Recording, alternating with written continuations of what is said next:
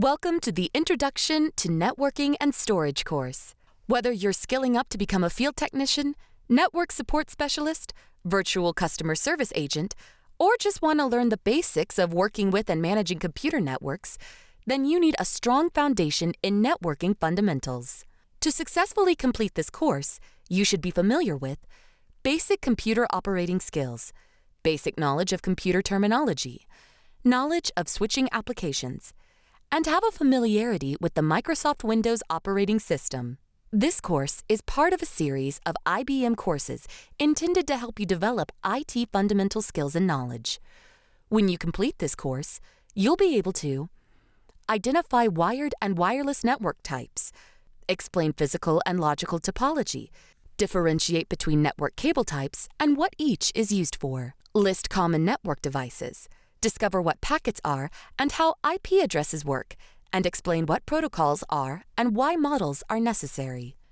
Determine how to set up and encrypt networks and mobile devices. Diagnose connectivity issues and utilize the command prompt and Windows settings. List network drive types. Explain RAM, ROM, and RAID, and troubleshoot storage issues. Explain storage as a service and define file, block, and object storage.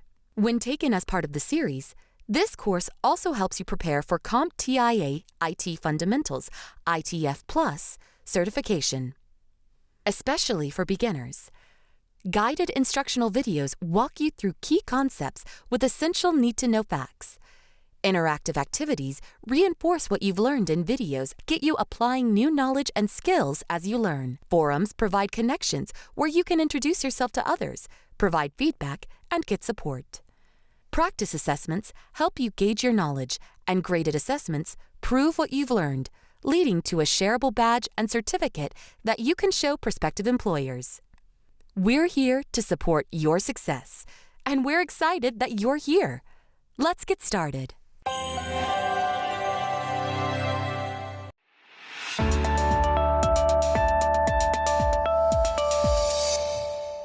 Welcome to Types and Topologies.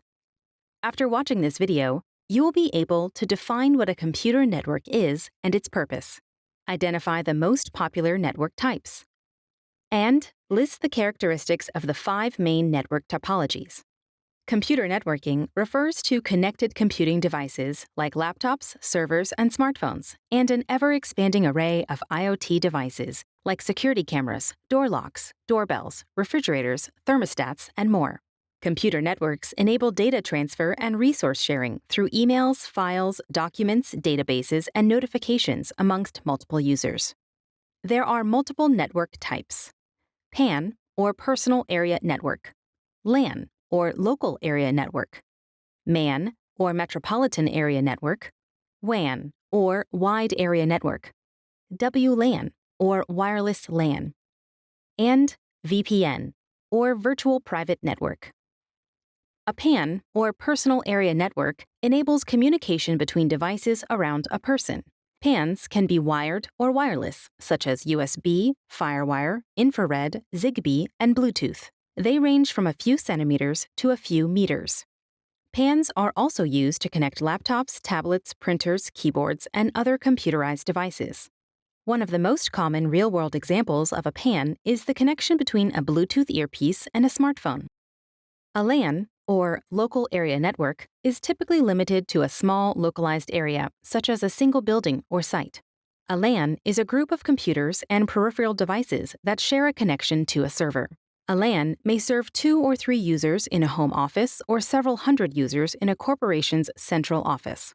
LANs enable network devices to share resources like printers or network storage.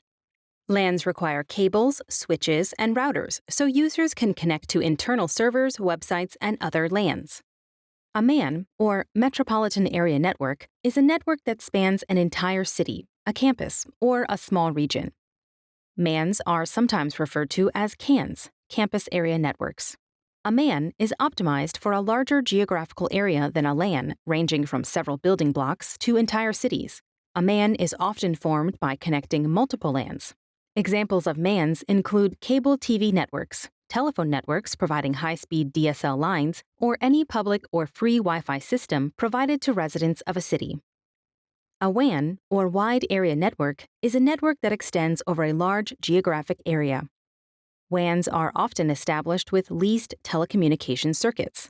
WANs are often used by businesses, schools, and government entities to relay data from almost anywhere in the world, allowing them to carry out daily functions regardless of location. The Internet is an example of a WAN. A WLAN, or wireless LAN, links two or more devices using wireless communication to form a LAN within a limited area, such as a home, school, computer lab, campus, or office building. Users can move around within the area and remain connected to the network. Through a gateway device, a WLAN can also provide a connection to the wider Internet. WLANs are used in smartphones, tablets, laptops, and gaming consoles. A VPN, or Virtual Private Network, establishes a private or protected network connection across public networks. VPNs encrypt your Internet traffic, disguise your online identity, and safeguard your data by preventing unauthorized people from eavesdropping. The encryption takes place in real time and ensures that sensitive data is securely transmitted. Topology defines a network's structure, its physical layout, and virtual shape. A network's topology type is chosen based on the specific needs of the group installing that network. Each topology type has its own set of advantages and disadvantages. Physical topology describes how network devices are physically connected. Logical topology describes how data flows across the physically connected network devices. The 5 main types of physical network topology include star, ring, bus, tree, and mesh. Star topology networks feature a central computer that acts as a hub. Each device connects to the central computer with a dedicated cable known as a backbone cable. Star topologies are the most common type used in many networks, large and small. Ring topology networks connect all devices in a circular ring pattern where data only flows in one direction, clockwise. Each device receives and passes on the data until it reaches the intended recipient device, which processes the data. A small office with only a few nodes may use a ring network topology. Bus topology networks connect all devices with a single cable or transmission line. This cable functions as a shared communication channel that devices can tap into without a separate network connection device. Bus topology is the simplest kind of topology used. It is mainly suited for small networks, such as LAN. Tree topology networks combine the characteristics of bus topology and star topology. Tree topology is a type of structure in which all the computers are connected with each other in a hierarchical fashion. An example of a tree topology use case is a university campus in which each building has its own star network, and all the central computers are linked in a campus-wide system.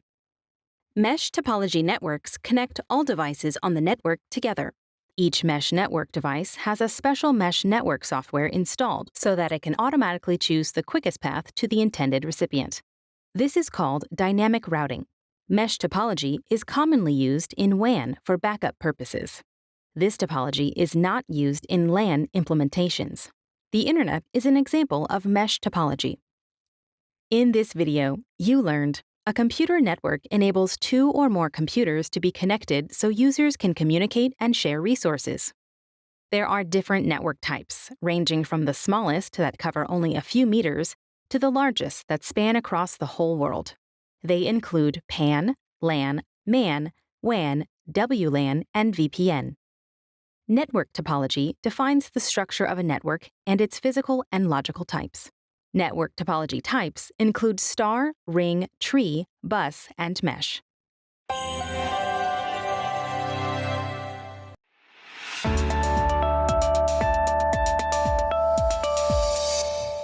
Welcome to Wired Connections.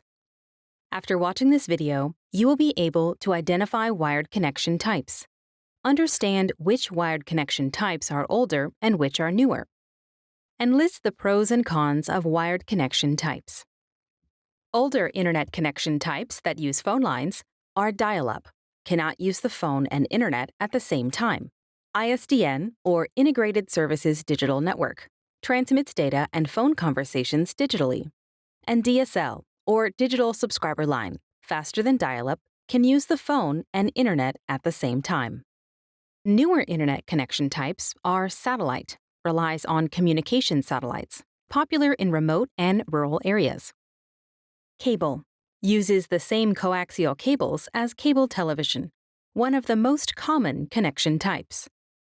Fiber optic, relies on fiber optic cables to transfer data with light waves instead of electricity, the fastest connection type. And cellular, uses the same channels as cellular phones, allows connection almost anywhere. Wired networking refers to the use of wire connections that allow users to communicate over a network. Most computer networks still depend on cables or wires to connect devices and transfer data. Dial-up requires a modem and phone line to access the internet, popular in the past but has steadily been replaced by broadband internet services. Pros: available to everyone with a phone line, computer, and modem. Can serve rural or remote areas. Low cost and easy setup. Cons: very slow, unsuitable for gaming or downloading media, and cannot use the phone at the same time. DSL, or digital subscriber line, connects to the internet using a modem and 2 copper wires within phone lines to receive and transmit data, slower than cable and fiber. Pros: faster than dial-up, inexpensive, dedicated connection, provides Wi-Fi, and transmits data using existing phone lines. Cons: slow and weak over long distances. Speed rarely exceeds 100 megabits per second, and not always available. Cable delivers internet via copper coaxial television cable. It is the best option for fast and reliable internet if you don't have access to fiber optic. Pros: uses existing TV infrastructure to reduce cost. High speeds rival pure fiber in ideal implementations. Higher bandwidth than DSL in most cases, and speeds not substantially affected by distance from ISP office. Cons: bandwidth sharing with neighbors is slow during peak times.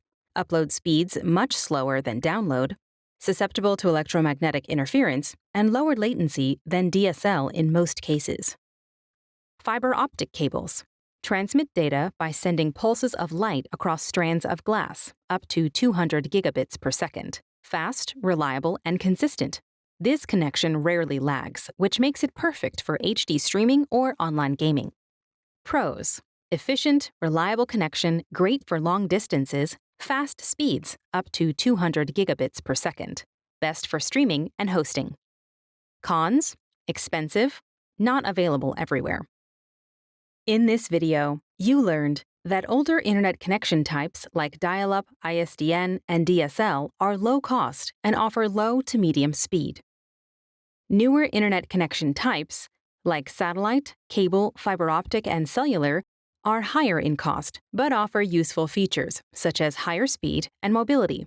And wired connections like cable and fiber optic have gotten faster and stronger, but older technology like dial-up and DSL still works when you need it.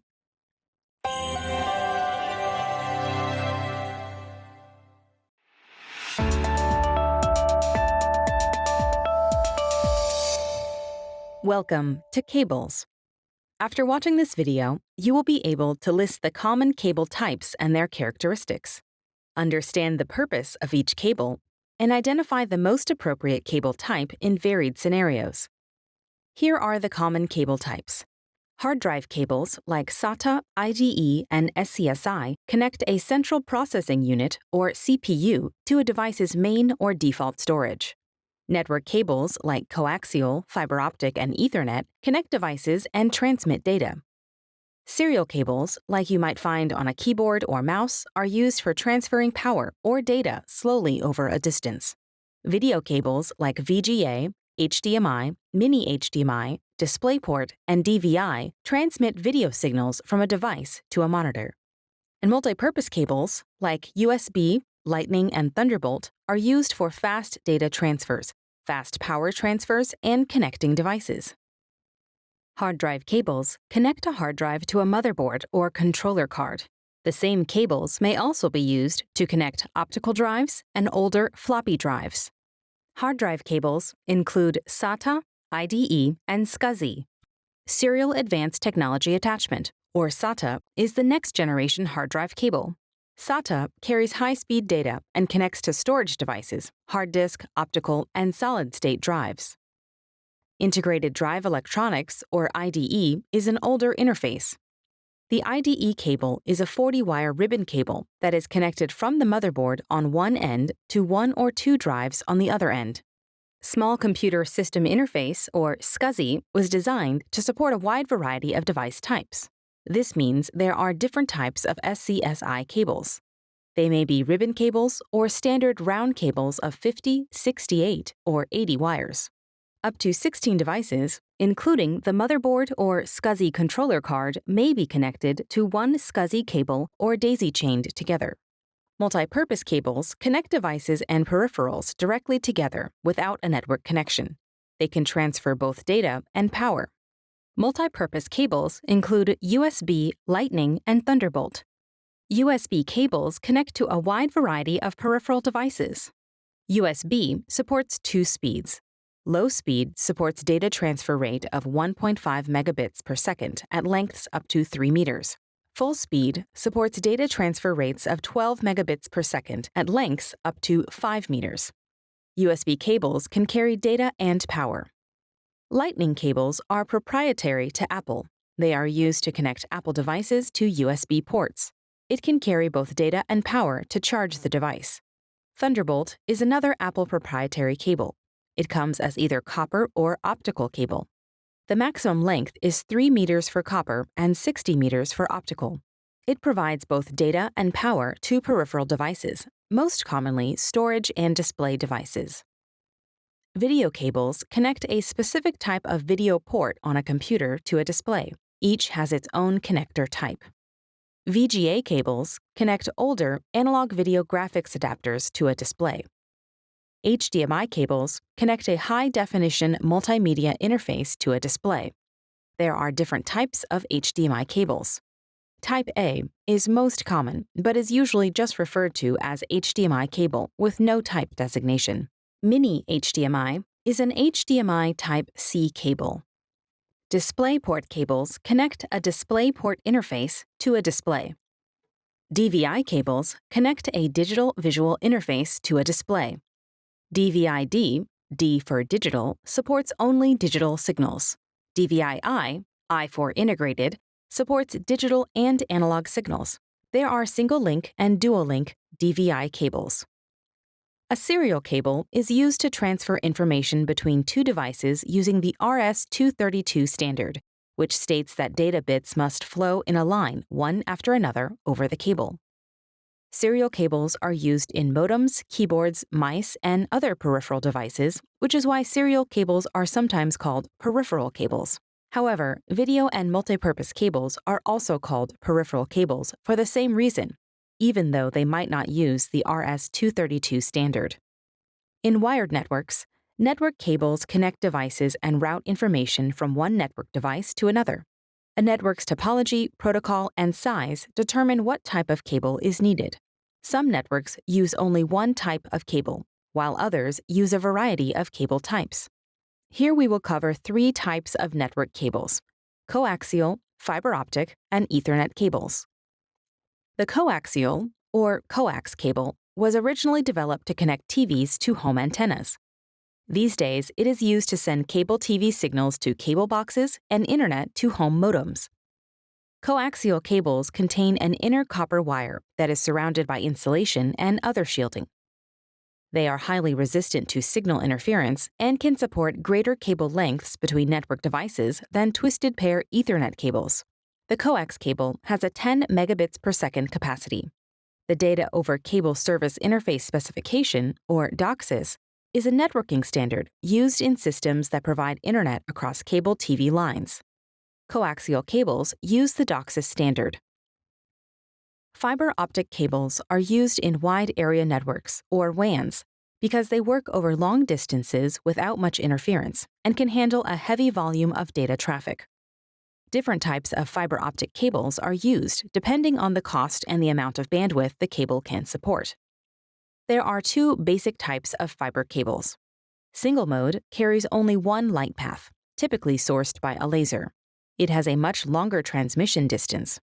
Multimode carries multiple light paths and is sourced by an LED and can carry multiple signals in the same line simultaneously.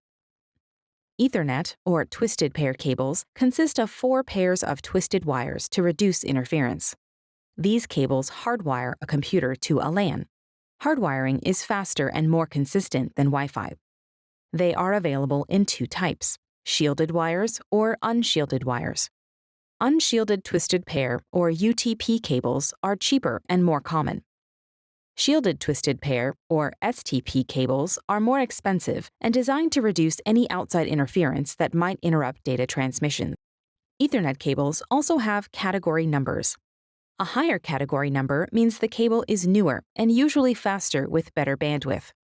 Category, distance, and bandwidth are factors that are considered when building networks using Ethernet. There are many types and categories of Ethernet cables. While all of them use the same connector on both ends, mixing up types can damage cables or hardware. In this video, you learned there are many cable types and each has a specific purpose. SATA cables have the latest hard drive cable technology. Multipurpose cables can be proprietary or universal. Video cables come in a wide variety.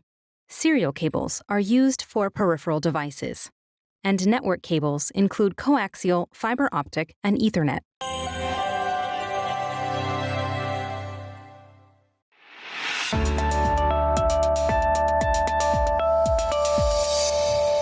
Welcome to Wireless Connections.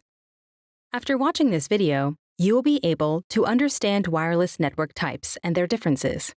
Identify specific connection examples for each wireless network type, and list the latest networking trends.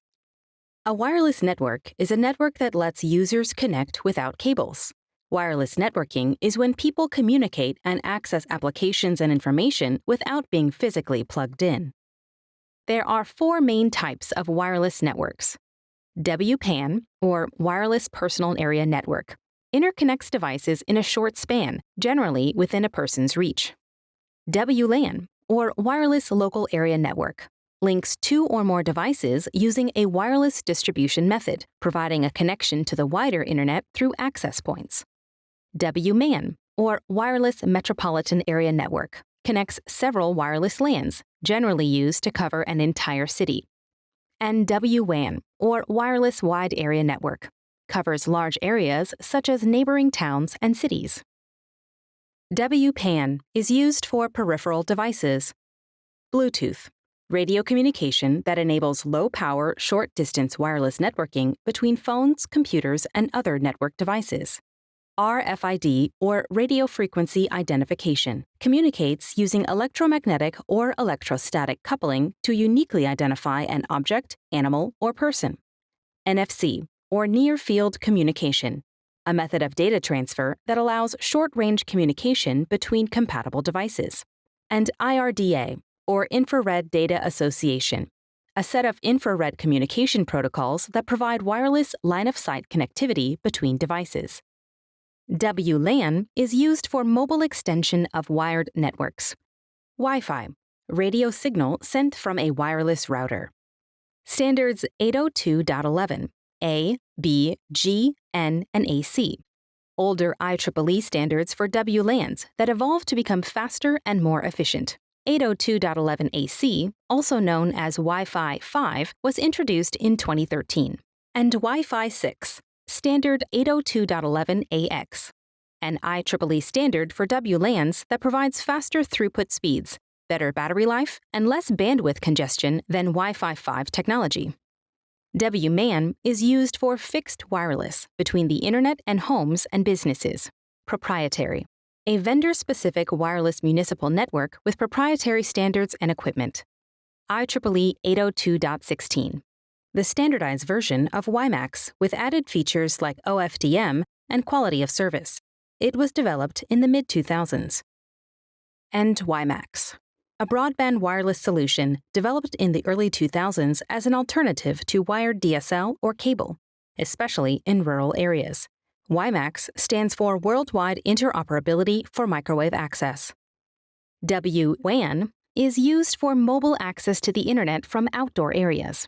LTE, or long-term evolution, a converged 4G standard supported by both the GSM and CDMA network providers. In theory, LTE has a maximum downlink of 150 megabits per second. LoRaWAN, or long-range radio, an open standard network that balances low power with long-range communication requirements. And cellular, 4G and 5G, a network based on a collection of cell areas, each with a cell tower at its center that connects to the internet via satellite. Cellular provides consistent speeds, reliability, and efficiency. Wired and wireless networks have different advantages and disadvantages. The mobility you gain from a wireless network might mean putting up with higher costs and additional security concerns. Wired networks offer more speed and security, but installation may be more difficult. Let's look at the latest networking trends. Wi-Fi 6, standard 802.11ax, is an IEEE standard for WLANs that brings faster throughput speeds, better battery life, and less bandwidth congestion than what you would get with Wi-Fi 5 technology. Network analytics, leveraging AI for smarter insights. When a disruption hits, NetOps teams need the help of advanced analytics to make smart and timely decisions. Network analytics uses AI and machine learning to manage such disruptions and issues. Network automation, automating operations for faster recovery. There's an extraordinary strain on today's NetOps teams, with unprecedented volume in client counts, application traffic patterns, and new use cases like e-learning, video conferencing, virtual events, and remote care. Network automation is critical to ensure continued service and performance. And SASE, Secure Access Service Edge, is a solution for today's combined networking and security challenges, adopted in cloud or hybrid models and in on-premises data centers. In this video, you learned that common technologies like RFID and Bluetooth are commonly used in many WPANs around the world. There are many evolutions of Wi-Fi, with 802.11ax being the latest and most advanced. Cellular works because of the vast regional coverage provided by cellular and LTE WWAN networks. Wireless connections are slower and less consistent than newer wired connections, but wireless connections can be accessed almost anywhere and are easier to install and deploy. And new networking trends include the Wi-Fi 6 IEEE standard, network analytics and automation, and Secure Access Service Edge, or SASE.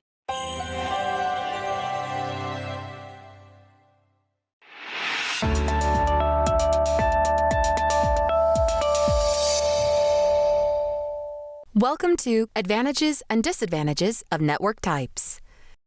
After watching this video, you will be able to define the pros and cons of networking, explain how size and connection type affect a network, and describe the pros and cons of each network type. Computer networking refers to connected computing devices like laptops, servers, and smartphones. Networking has expanded to include Internet of Things devices like security cameras, door locks, doorbells, refrigerators, thermostats, and more. Networks provide communication tools like email and chat and enable the sharing of files and devices like printers, security cameras, and sensors. Networks provide centralized resources like storage databases, which enable bulk software installations, easy backups, and larger storage capacity. Networks allow remote access when you're away from your computer but need to perform a task or get to specific files. Networks also reduce hardware and software costs and enable control over security and access. However, networks also require technical expertise and more maintenance than just one device. Networks are more vulnerable to viruses and hacking, more expensive than using a single device, and require other users and systems to function. Smaller networks are easier to troubleshoot than larger networks. They require less hardware and are easier to secure, upgrade, and manage. Smaller networks are not as flexible as larger networks when it comes to access, resources, and mobility, but they are less expensive. Wired networks have fixed access points, while wireless networks can be accessed from anywhere in the network. Wired networks have less expensive hardware than wireless, but require more devices and cabling. Wired networks are also easier to manage and offer faster connectivity and more security. However, wired networks are less flexible than wireless when it comes to mobility and are also harder to set up and scale. The basic network types can be wired or wireless. From smallest to largest, they are PAN or WPAN, LAN or WLAN, MAN or WMAN, and WAN or WWAN. A personal area network, or PAN, enables communication between devices around a person. PANs are wired and WPANs are wireless. PANs use technology like USB and FireWire. WPANs use technologies like infrared, Zigbee, and Bluetooth. PANs and WPANs range from a few centimeters to a few meters.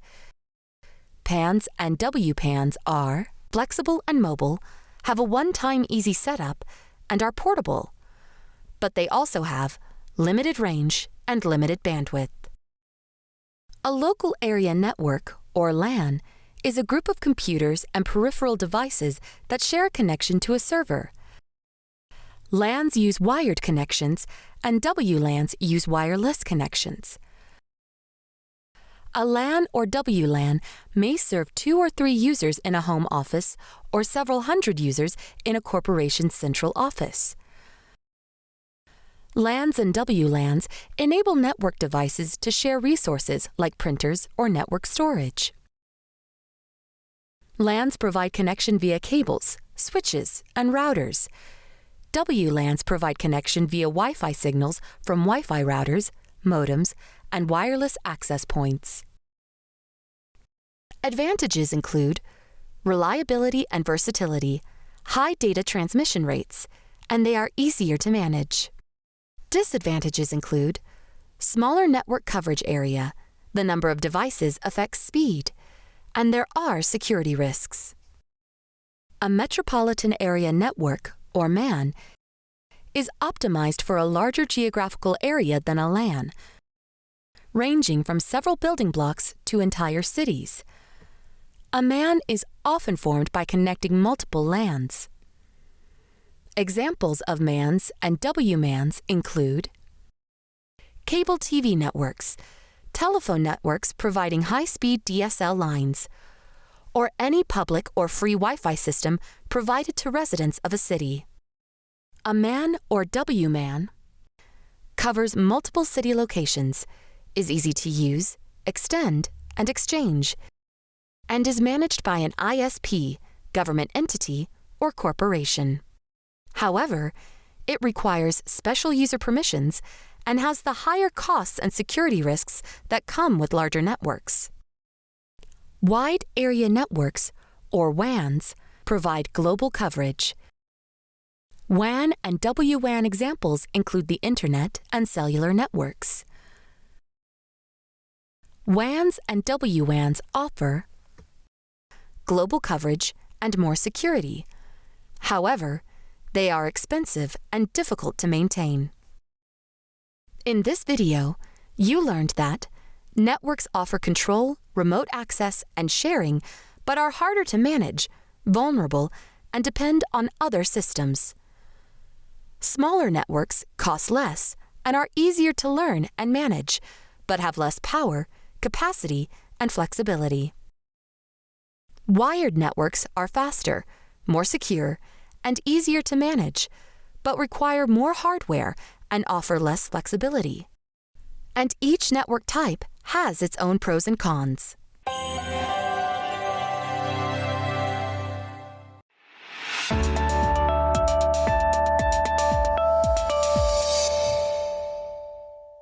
Welcome to Networking Hardware Devices. After watching this video, you will be able to identify common networking hardware devices, list differences between similar network devices, and explain the significance of each type of network device and its functions. Network devices, or networking hardware, are physical devices that enable communication and interaction on a computer network. This includes cables, servers, desktops, laptops, tablets, smartphones, and Internet of Things, or IoT devices. This video covers network devices that connect or route, such as hubs, switches, routers, bridges, and gateways. A server is a powerful computer that stores files and applications. Other computers or devices on the same network can access the server as a central place to store information or use applications. The devices that access the server are known as clients. The server controls the level of access that clients have.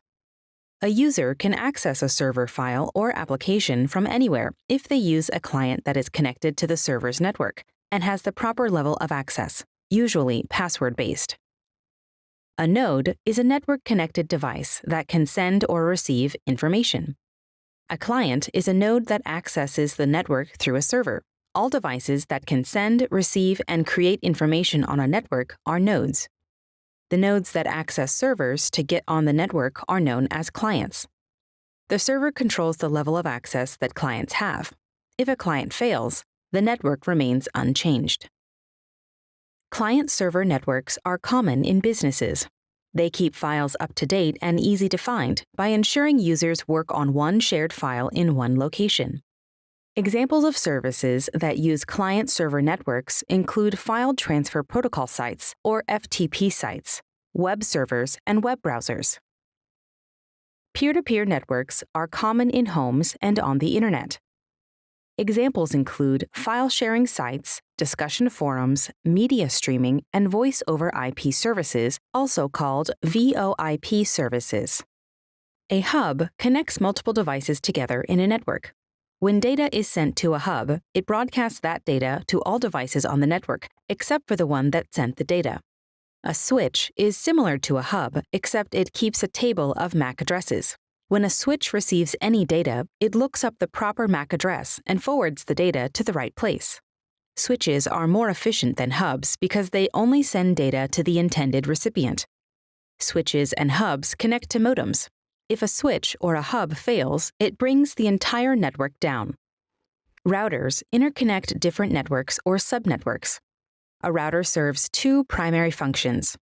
They manage traffic between networks by forwarding data packets to their intended IP addresses, and they allow multiple devices to use the same internet connection. Routers connect to modems. To direct packets effectively, a router uses an internal routing table, which is a list of paths to various network destinations.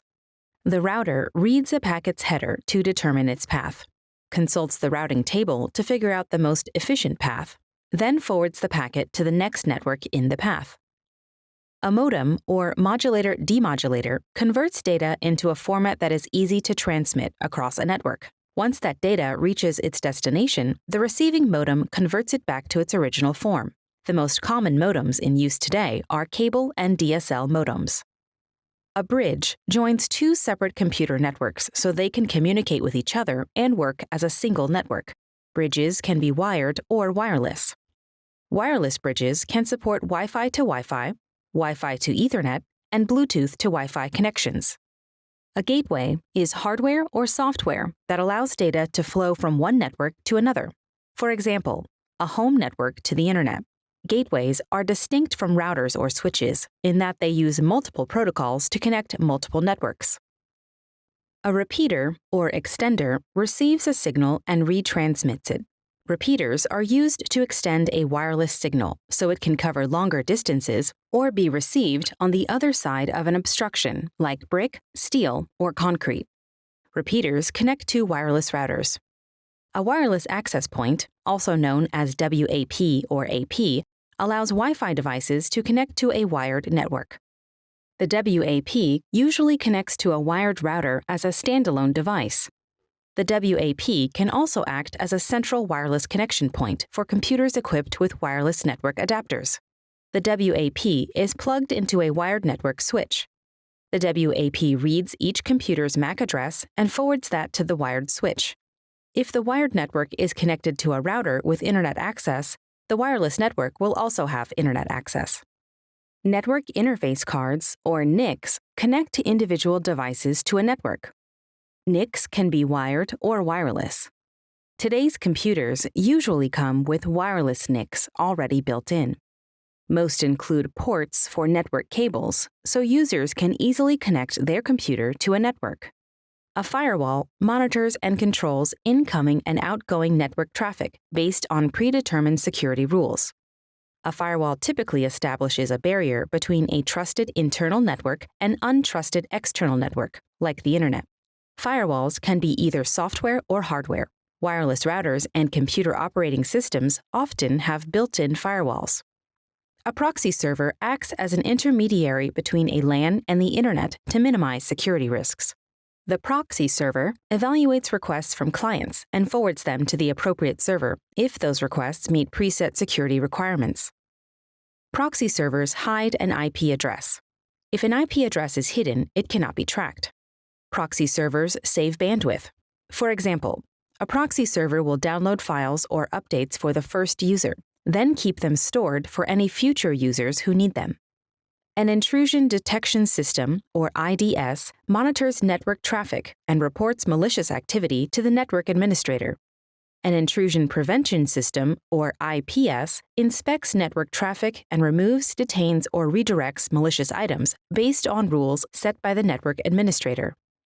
In this video, you learned network devices, which can be a variety of different types, enable communication and interaction on a network. Servers are powerful computers that store files and applications and are accessed by other computers on the same network. Nodes and clients can be configured in different ways. Routers and modems transmit and convert data to ensure interconnections happen and information reaches its destination correctly. And firewalls, proxy servers, IDS, and IPS work to keep networks secure.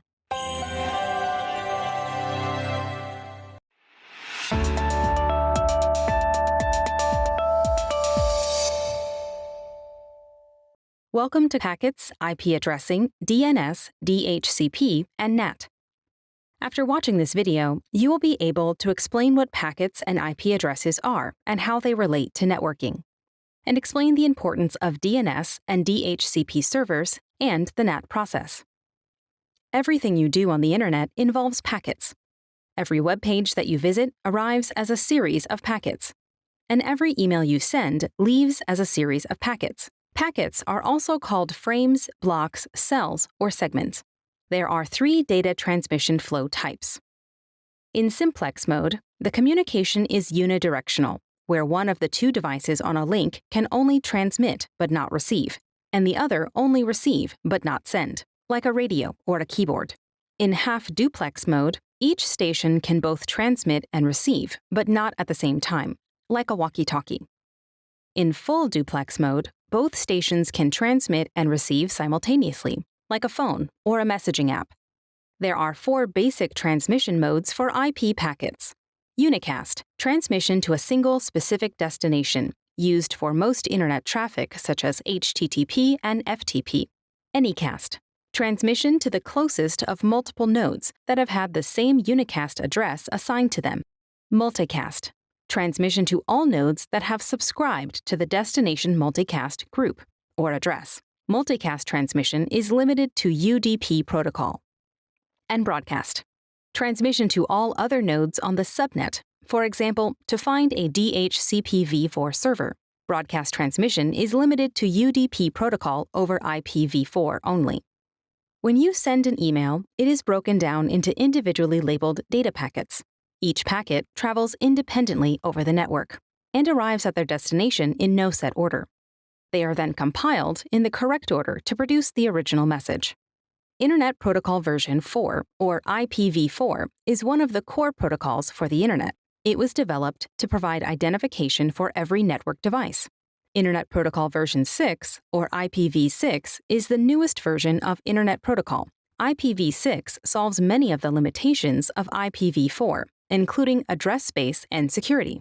IPv4 only allows around 4.3 billion IP addresses. With all the smartphones, hotspots, and IoT devices, that's just not enough anymore. IPv6 allows over 340 undecillion IP addresses.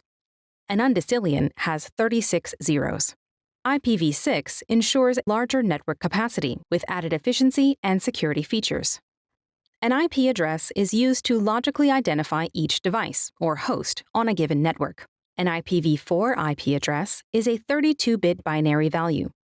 It is broken into 4 8-character binary values called octets. Each octet has a decimal value between 0 and 255. Any IP address with any octet higher than 255 is not a valid IP address. An IPv6 IP address is a 128-bit binary value broken into 8 fields, each separated by a colon. Each of the IPv6 binary values are represented by alphanumeric hexadecimal numbers. There are several different types of IP addresses. Static IP addresses are manually assigned. Network servers or network devices that have specific protocol settings often use static IP addresses. Dynamic IP addresses are automatically assigned. They change every time the device connects to a network or changes location. A public IP address is used to communicate publicly outside of the local network. It connects to the internet. A private IP address is used to connect securely within an internal private network. It does not connect to the internet. Loopback IP address is the range of IP addresses reserved for the local host address. And reserved IP addresses are addresses that have been reserved by the IETF and the IANA for special purposes. The Domain Name System, or DNS, is the phone book of the internet. When you type a URL like www.google.com into a browser and press enter, the browser sends the URL to the DNS server. The DNS server replies with the proper IP address. Your browser will connect to the IP address provided. Because number-only IP addresses are not as easy for people to remember, DNS translates easy-to-remember web addresses to number-only addresses and ensures that both network devices and the people that use them know where they're going. The Dynamic Host Configuration Protocol, or DHCP, automates the configuring of IP network devices. A DHCP server uses a pool of reserved IP addresses to automatically assign dynamic IP addresses or allocate a permanent IP address to a device. DHCP static allocation, the server uses a manually assigned permanent IP address for a device. DHCP dynamic allocation, the server assigns a different IP address to a device each time it connects to the network. And DHCP automatic allocation, the server assigns a permanent IP address for a device automatically. Subnetting is the process of taking a large single network and splitting it up into individual smaller subnetworks, or subnets. Subnetting makes network routing much more efficient, where traffic travels a shorter distance passing through fewer routers to reach its destination. Each subnet mask identifies the boundary between the IP network and the IP host. A subnet mask is like an IP address, but for only internal usage within a network. Routers use subnet masks to route data packets to the right place. Automatic Private IP Addressing, or a PIPA, is a feature in operating systems like Windows that let computers self-configure an IP address and subnet mask automatically when the DHCP server isn't reachable. If a device can reach the local network but not the internet, chances are the device was assigned an APIPA address. Find out by typing ipconfig into the command prompt. Network Address Translation, or NAT, is a process that maps multiple local private addresses to a public one before transferring the information. Organizations that want multiple devices to employ a single IP address use NAT, as do most home routers. NAT conserves public IP addresses and improves security. When data packets arrive at the public IP address, the NAT instructions send all data packets without revealing the private IP addresses of the intended destinations. That single network device acts as an intermediary between the private network and the internet. A Media Access Control Address, or MAC address, is the physical address of each device on a network. A MAC address usually consists of 6 sets of 2 digits or characters separated by colons. Technologies like Wi-Fi, Bluetooth, and Ethernet use MAC addresses. A Universally Administered MAC address, or UAA, is uniquely assigned to a device by its manufacturer. A Locally Administered MAC address, or LAA, is assigned to a device by software or a network administrator, overriding the burned-in address for physical devices. MAC addresses handle the physical connection from computer to computer, while IP addresses handle logical network connection routes. In this video, you learned data packets travel in any order across networks to be reassembled at the recipient point.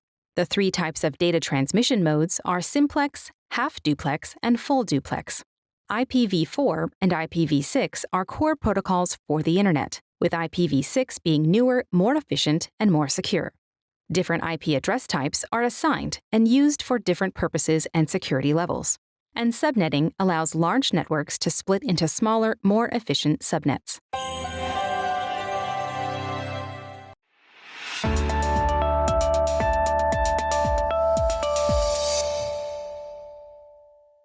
Welcome to Models, Standards, Protocols, and Ports. After this video, you will be able to explain networking models and standards, list the role of each protocol type, and define common ports. A networking model describes the architecture, components, and design used to establish communication between the source and destination systems. Data packets follow the protocols of network models. There are two types of networking models. The OSI, or Open Systems Interconnection Model, is a conceptual framework used to describe the functions of a networking system. The TCP/IP, or Transmission Control Protocol Internet Protocol Model, is a set of standards that allow computers to communicate on a network. TCP/IP is based on the OSI model. The OSI model is a conceptual framework used to describe the functions of a networking system. Data flows across these layers when communicating over a network. The 7 layers of the OSI model include application. Users and applications interact directly with the software application. Presentation. Ensures that data is in a usable format and is where data encryption occurs. Session. Controls the flow of information between different computers, including authentication and reconnections. Transport. Manages the delivery and error checking of data packets. Data is commonly transported using Transmission Control Protocol, or TCP. Network. Responsible for interpreting the addresses and directing the path the data will take. Data link. Defines the format of data on the network. This layer also corrects errors that may have happened at the physical layer. And physical. Electrically or optically transmits raw, unstructured data over a physical medium.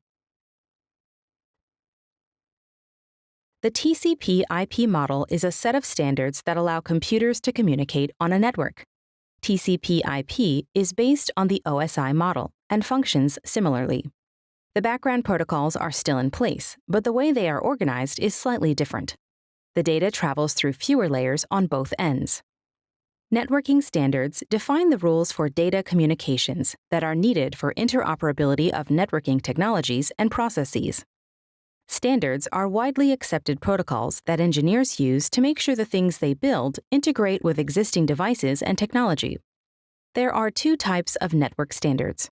De jure, or formal standard, are formal standards developed by an official industry or government body. Formal standards have gone through formal processes to obtain consensus, including publicly available documentation. Examples include HTTP, HTML, IP, and Ethernet 802.3d. De facto standards result from marketplace domination or practice. De facto standards are accepted in practice but have not undergone any formal process to obtain consensus and may not have publicly available documentation. Typically, de facto standards result from marketplace domination or practice. Examples include Microsoft Windows and QWERTY keyboard. Standards are usually created by government or nonprofit organizations for the betterment of an entire industry. This ensures a broader compatibility across vendors and industries. Some of the well-known organizations that have created network standards are International Standards Organization, or ISO, established the well-known OSI reference networking model. International Telecommunication Union, or ITU, standardized international telecom and set standards for fair use in radio frequency. Defense Advanced Research Projects Agency, or DARPA, established the TCP/IP protocol suite. Institute of Electronics and Electrical Engineers, or IEEE, established the IEEE 802 standards. The World Wide Web Consortium, or W3C, established the World Wide Web, WWW, standard. Finally, the Internet Engineering Task Force, or IETF, maintains the TCP/IP protocol suites. IETF also developed the Request for Comment, or RFC, standard. A network protocol is an established set of rules that determine how data is transmitted between different devices in the same network. Network protocols are typically created according to industry standards. There are thousands of different network protocols, but they all perform one of three primary actions: security, communication, and network management. Transmission Control Protocol, or TCP, and User Datagram Protocol, or UDP, are two primary Internet protocols. TCP guarantees sent data makes it to its intended recipient. It's slower and requires more resources. File Transfer Protocol, or FTP, web browsing, and email are typical applications of TCP. UDP doesn't guarantee all packets will arrive, but it's fast and needs fewer resources, good for live streaming, online gaming, and calls over the Internet. The TCP/IP suite is a collection of protocols. Together, these protocols provide a complete networking solution.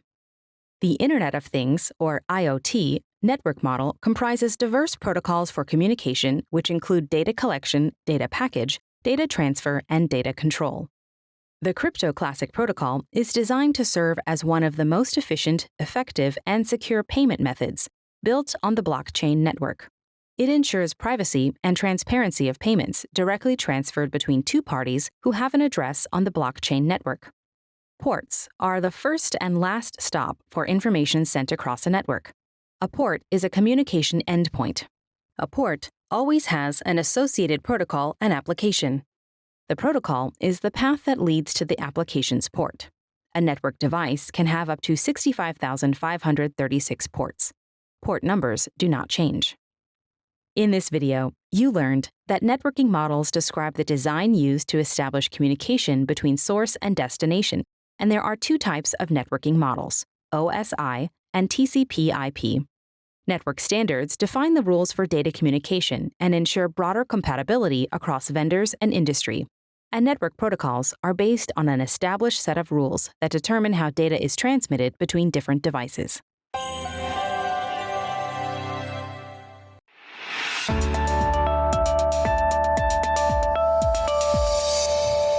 Welcome to Wireless Networks and Standards. After watching this video, you will be able to explain the different wireless network types, list the advantages and disadvantages of each wireless network type, and describe the wireless networking standards.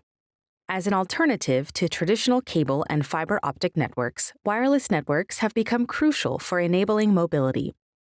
Wireless networks like WPAN, WLAN, WMAN, and WWAN use radio waves for data transmission and reception instead of wires. And they follow IEEE wireless standards. These are the sets of protocols that define how all wireless communication works. This video describes how wireless networks function and what each one is used for. A WPAN connects devices within the range of an individual person, around 10 meters. WPANs use signals like infrared, Zigbee, Bluetooth, and ultra-wideband. WPANs use the IEEE 802.15 wireless standard. Bluetooth and Zigbee are some of the IEEE 802.15 signals that wirelessly connect devices over short distances. Advantages include flexible and efficient, one-time easy setup, and portable. Disadvantages include limited range, limited data rates, and more expensive.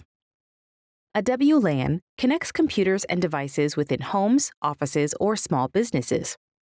WLANs use Wi-Fi signals from routers, modems, and wireless access points to wirelessly connect devices.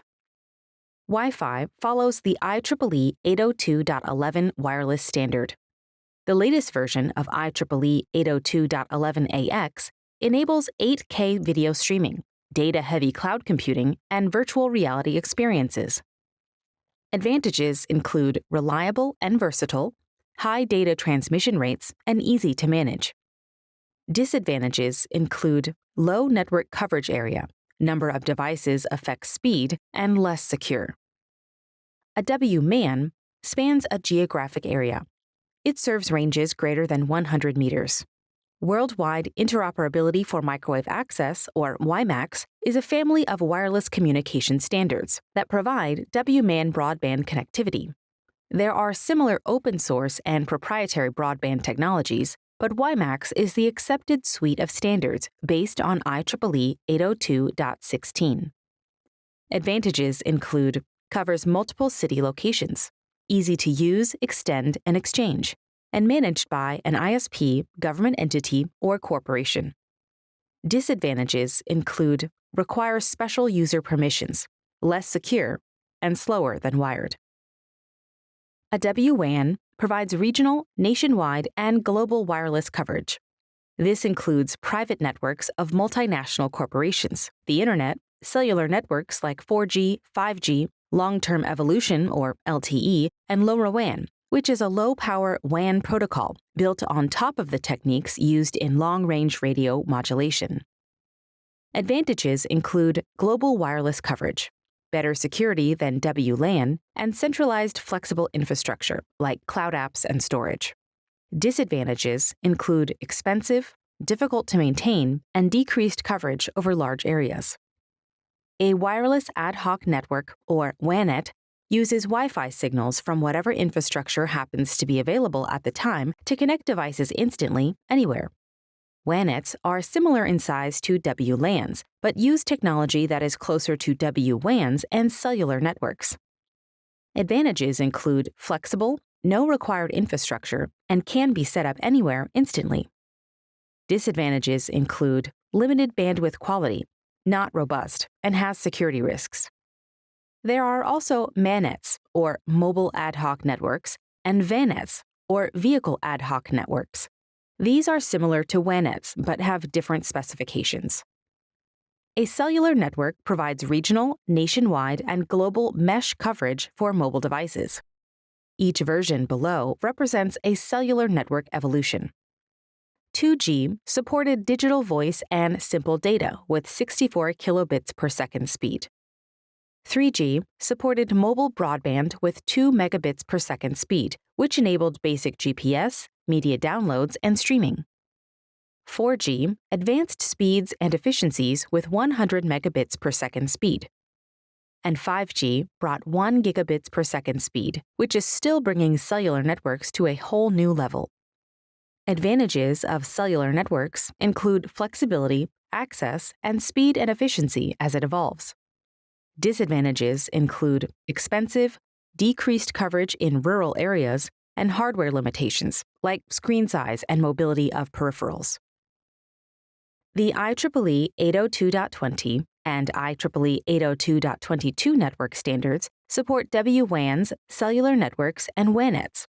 Well-known use cases include emergency mobile operations, internet on airplanes, internet service provider networks, and large-scale monitoring for things like earthquake zones, flood warnings, and space exploration. IEEE 802.20 uses smart antennas to optimize bandwidth for increased coverage or mobility. It is no longer being actively developed, but it is still used to fill the gap between cellular and other wireless networks. IEEE 802.22 uses empty spaces in the TV frequency spectrum to bring broadband to low-population, hard-to-reach areas typical of rural environments. In this video, you learned that WPANs use IEEE 802.15 for nearby devices. WLANs use IEEE 802.11 for home or office networks. WMANs use IEEE 802.16 for city or campus networks. WWANs supply regional or global networks. WANETs are land-sized temporary mobile networks. Cellular networks have evolved over time to become faster and more efficient. And IEEE 802.20 and 802.22 are the standards for WWANs, WANETs, and cellular networks.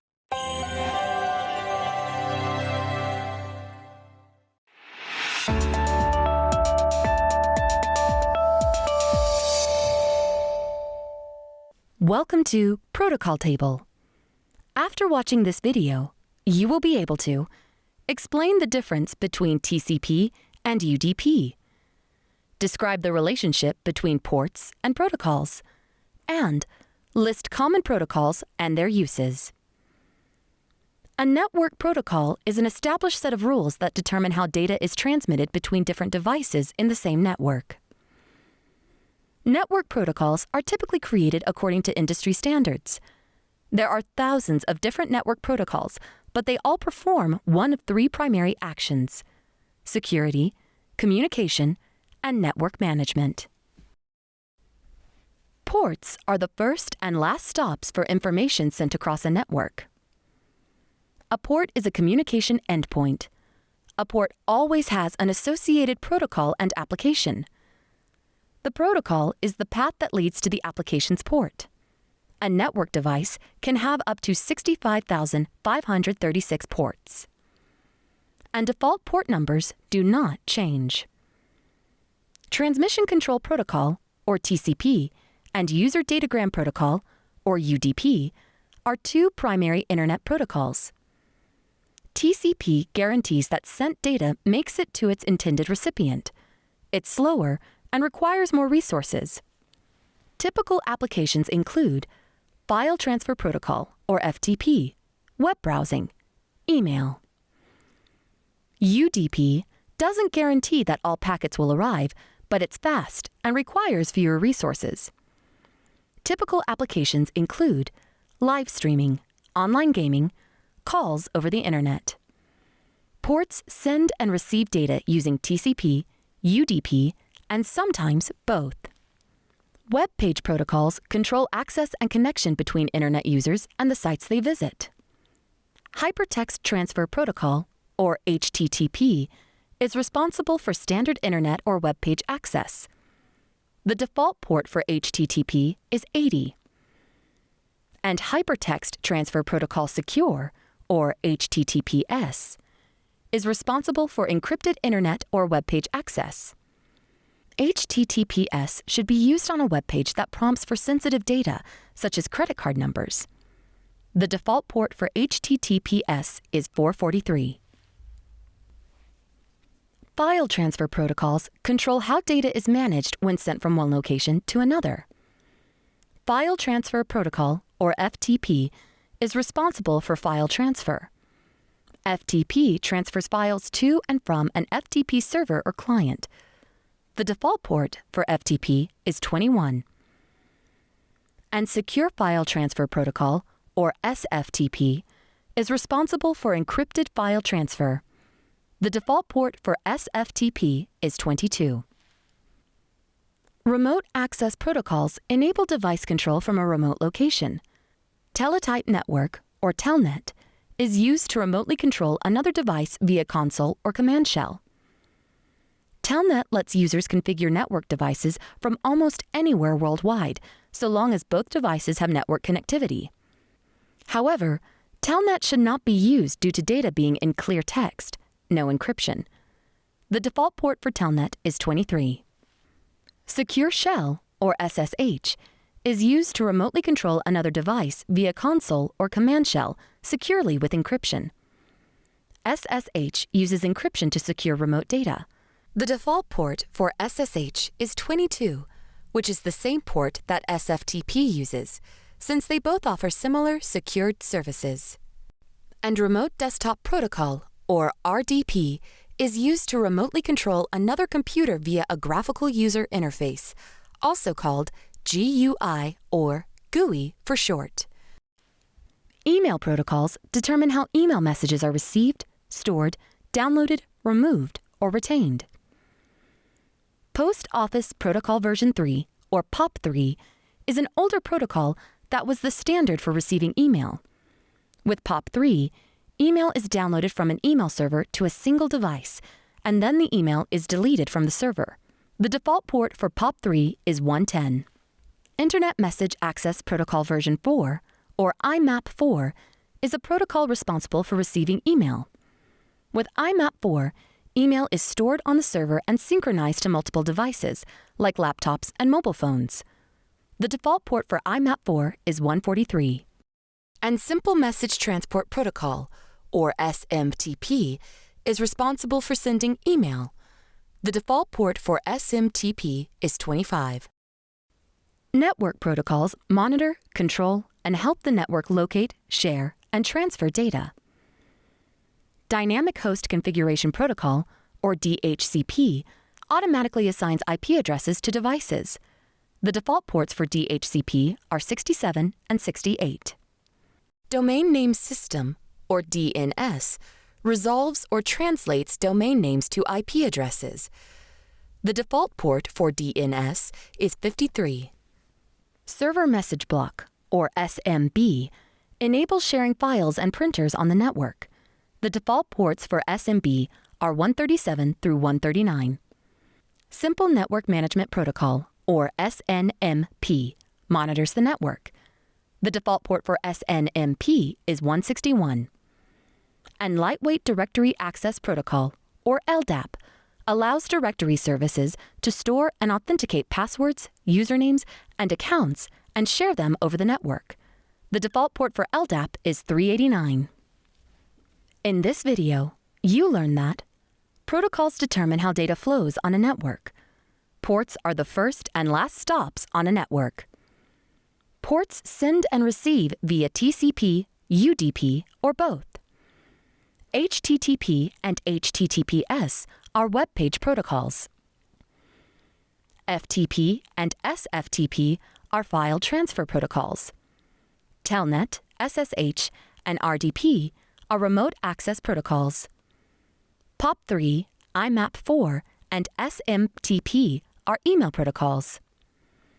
And DHCP, DNS, SMB, SNMP, and LDAP are network protocols.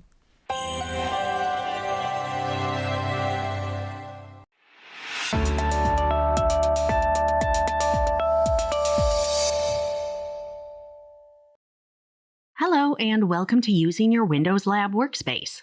We're excited for you to take these next steps in your skills journey. The labs in this course and other courses provide you with a virtual, hands-on lab environment where you can boost your skills by practicing what you've learned in your course videos and readings. Your lab space, also known as a guided project or the My Cloud Workspace window, contains all the software you need to successfully complete your lab tasks. You'll also open a lab instructions file.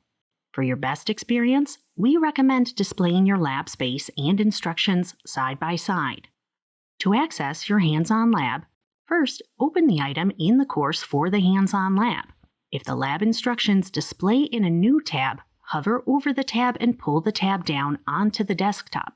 You can drag the window edges to resize the window to about 1/3 of the screen size. You'll return to this window later. Return to the course screen and scroll through the displayed course lab instructions. Select the checkbox to accept the Coursera Honor Code conditions. Then click the Open Tool button. Next, you'll see the Coursera Guided Project window. This window may take a moment to display. The displayed My Cloud Workspace window is divided into two panes. The left pane is named the Cloud Workspace window, and the right pane is named the Instructions window. You won't use this Instructions window. Now, you can expand the Cloud Workspace pane on your screen's left side using one of two methods. Drag the vertical slider between the Cloud Workspace and the Instructions pane to the far right side of the screen, or click the Expand Cloud Workspace window button displayed on the top right of the left pane. Take a moment to view your lab window. You can click the lab window resolution drop-down arrow to adjust the size of the on-screen icons in the Cloud Workspace. And next, let's adjust your browser windows to see your Cloud Workspace and lab instructions side by side. On the Cloud Workspace lab window, hover over the double box icon located in the top right of the browser window to reduce the size of your window. Move the window to the left side of the screen. Now, drag the window's right edge so that the Cloud Workspace lab window uses about 2/3 of the available desktop space. Next, select the browser window that displays your lab instructions. Drag the Instructions window so that the window is to the right of the Cloud Workspace lab window. Now, you can perform the lab tasks in the Cloud Workspace window while using the lab instructions. After completing the lab, select Leave Session to close the Cloud Workspace window, then close your lab instructions using the option available for your browser. Also, before you begin, here's some extra information you need to know. Each time you connect to these labs, Coursera creates a fresh new environment. Data or files you saved in a previous session are no longer available. To avoid losing your data, plan to complete your lab tasks in a single session. These labs are timed to provide enough time to complete lab tasks, but if you leave the lab session unattended, your lab may time out or end. Now, these setup instructions used a Chrome browser within Microsoft Windows 10. Other browsers and web browsers on Mac or Linux computers may use different navigation. You're now lab ready. Let's get started.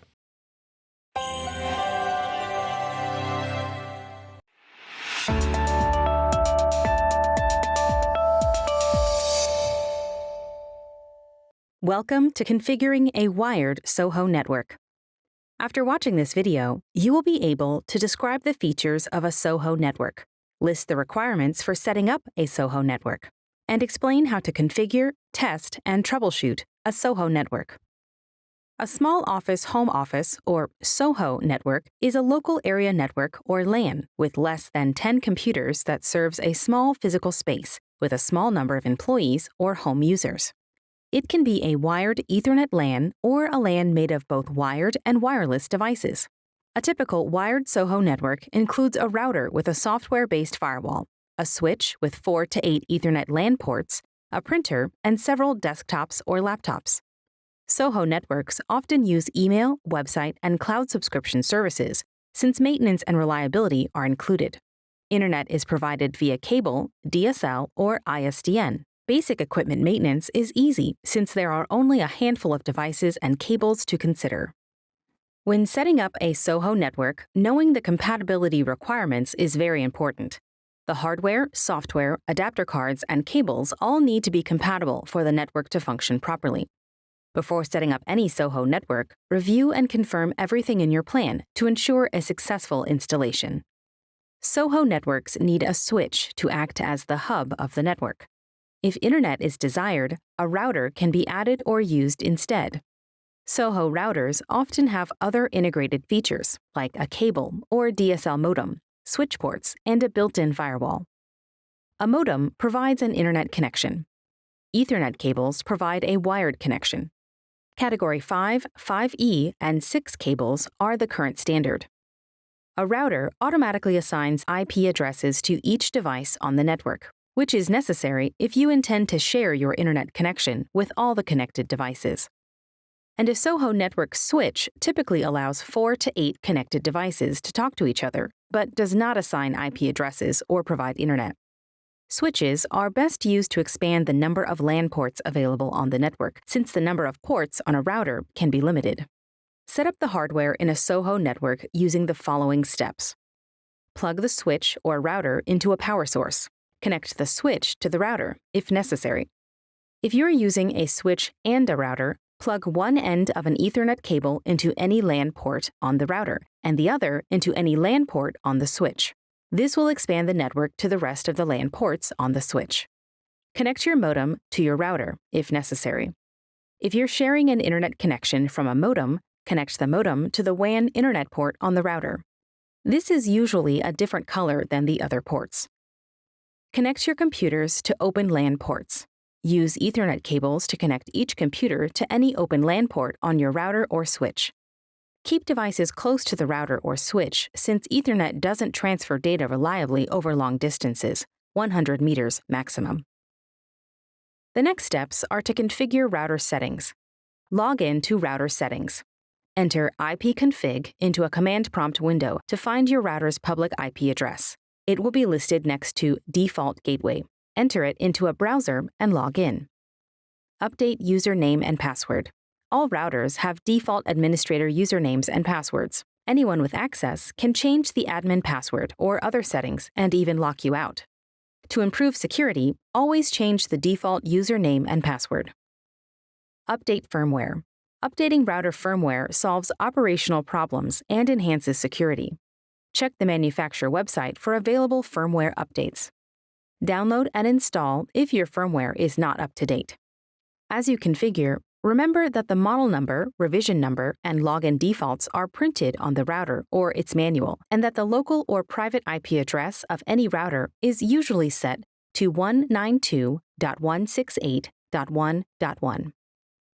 The security of a wired SOHO network primarily depends on a firewall, since all data packets in a wired network travel through secure Ethernet cables. Most broadband routers have a built-in firewall, and additional software firewalls can be installed on individual machines. Servers and hardware have built-in dynamic host configuration protocol and network address translation actions. DHCP servers use IP addresses to provide network hosts, while NAT maps a public IPv4 address to private IP addresses. SOHO network administrators don't have to configure firewall or server settings unless more than a basic setup is required. User account setup is included in most operating systems. Apple or Linux setup steps will vary. In Windows, open the control panel and select User Accounts. Configure your account and settings. Add or configure other users by selecting Manage Another Account. If you wish to add and configure local users and groups, search and select Computer Management, then select Local Users and Groups. In Windows 10 or higher, Device Manager allows you to add devices to a network, set default printers, and more. If the network firewall uses MAC filtering, be sure to modify the whitelist for each authorized client. Network performance depends on internet strength, cable specification, installation quality, connected devices, and network and software settings. Test and troubleshoot to ensure proper network performance. To troubleshoot performance, run security tools, check for updates, restart devices, run diagnostics, reboot the router or modem, and check equipment for damage. In this video, you learned that wired SOHO networks have a router, switch, printer, and connected devices. Compatibility requirements are very important. Physical setup includes connecting the router to the modem and a device to the router. ipconfig shows your router's public IP address. Router settings are configured from a browser, and groups and users are configured through the control panel and computer management tools.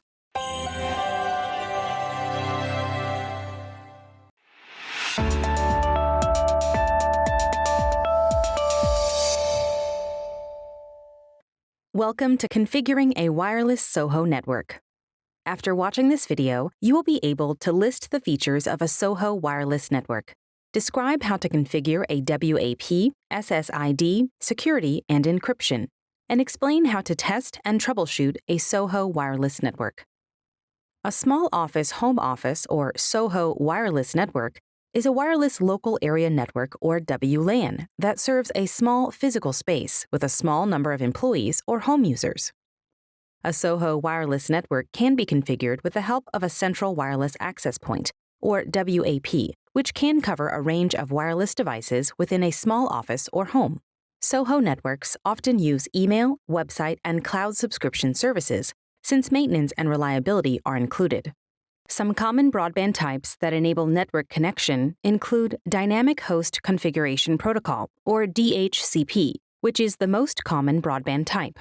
It is used in cable modem connections. PPPoE, or Point-to-Point Protocol over Ethernet, is used in DSL connections in areas that don't have newer options. Static IP is more common in business. DHCP is the easiest broadband type to use. Internet service providers can provide other options if needed. Wireless networks can be set up to be either open or encrypted. Open networks are popular in public spaces because they don't require a password. However, they are easily exploited because anyone can join. Encrypted networks require a password before users can connect.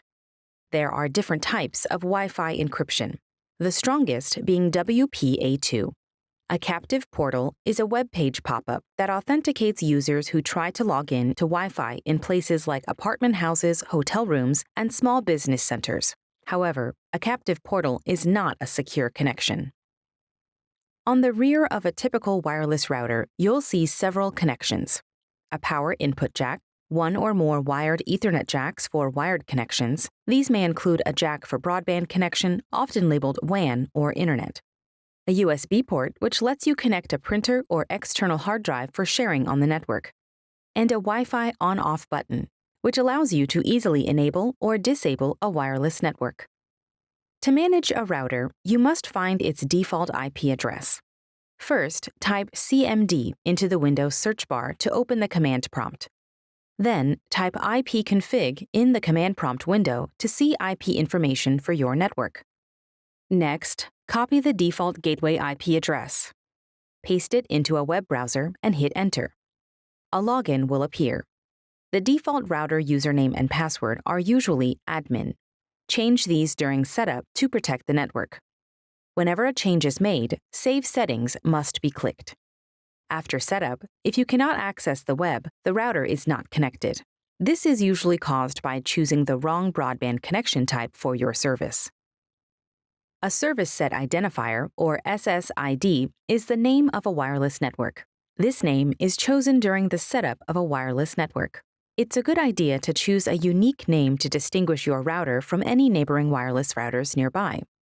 Each country determines the band usage and the available 802.11 modes. The supported modes for the 2.4 GHz band are 802.11 B, G, and N.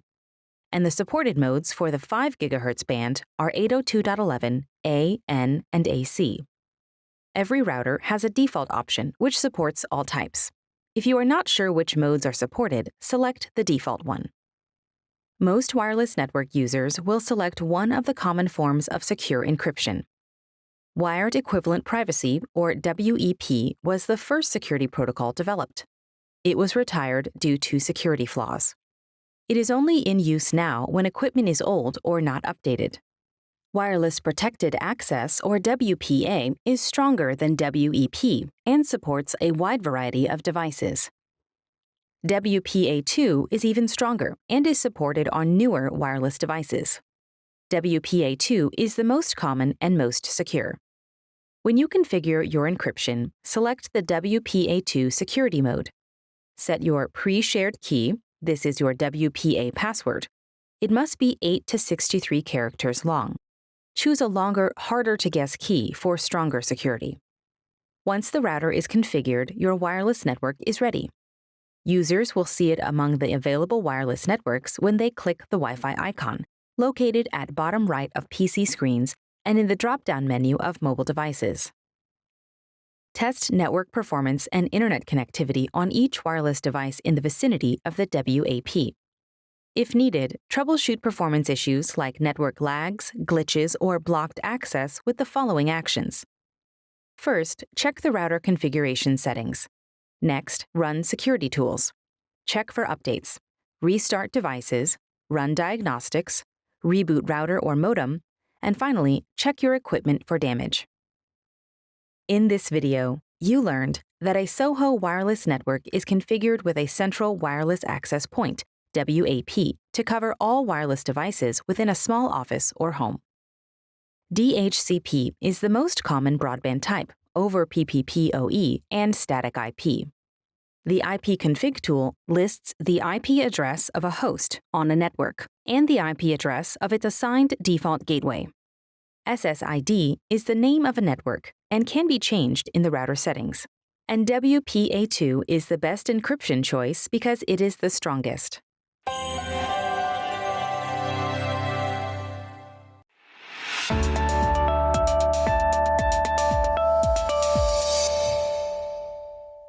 Welcome to Mobile Configurations. After watching this video, you will be able to perform mobile devices basic setup, understand mobile device configuration settings, and apply security features to mobile devices. Setting up a new mobile device is an automatic, easy-to-follow process. Steps will vary depending on make and model, but the general process is outlined below. First, insert your SIM card, turn on your phone, and ensure that it is fully charged. Next, select a language and connect to Wi-Fi. Enter your account details using Google for Android devices and Apple for iPhones.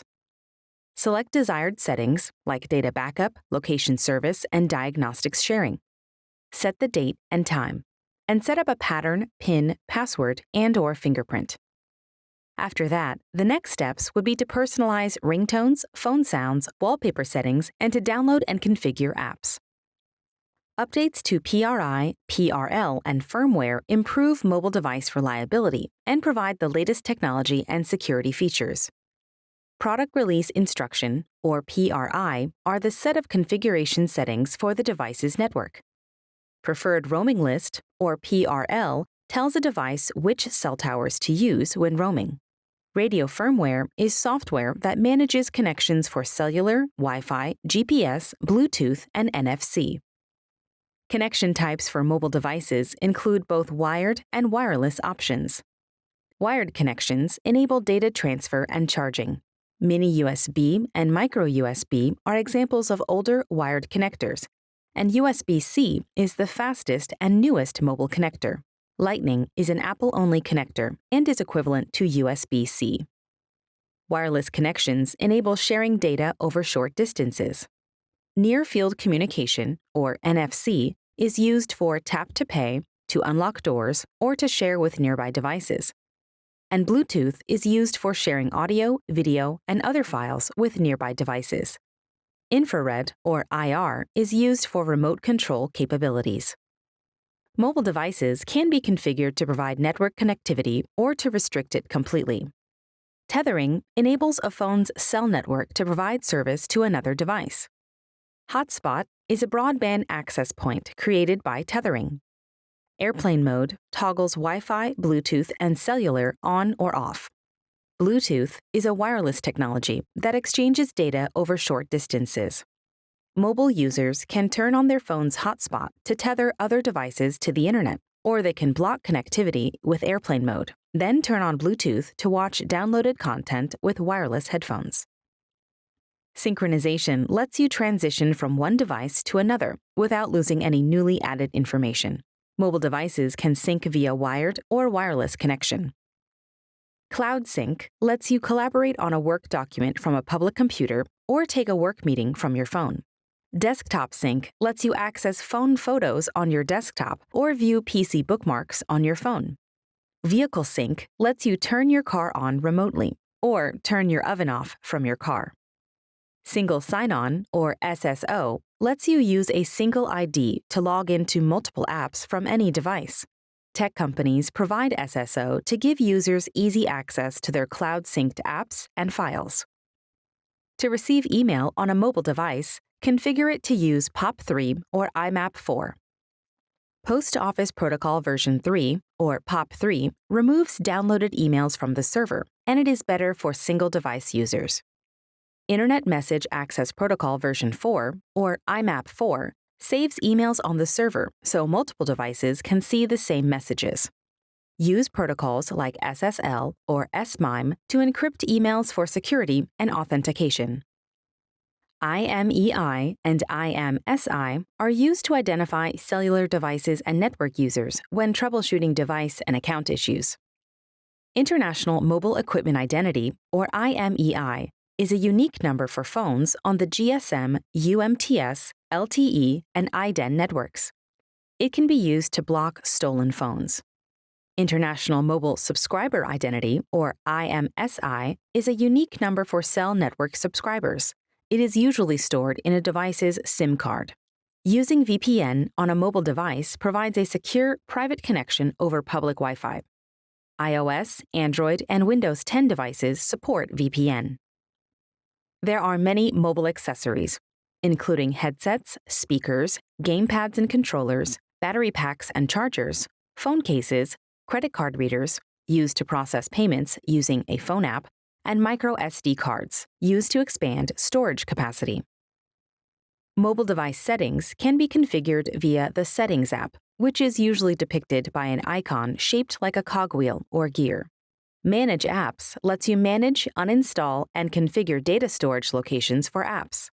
Backup lets you store settings, apps, messages, and call history in case of new device or reset. In this video, you learned that basic mobile device setup is easy and automatic. USB-C is the fastest wired type for data and power transfers. Applying updates, VPN, and protocols like SMIME secures mobile devices. You can use your device as a hotspot to tether other devices to the internet.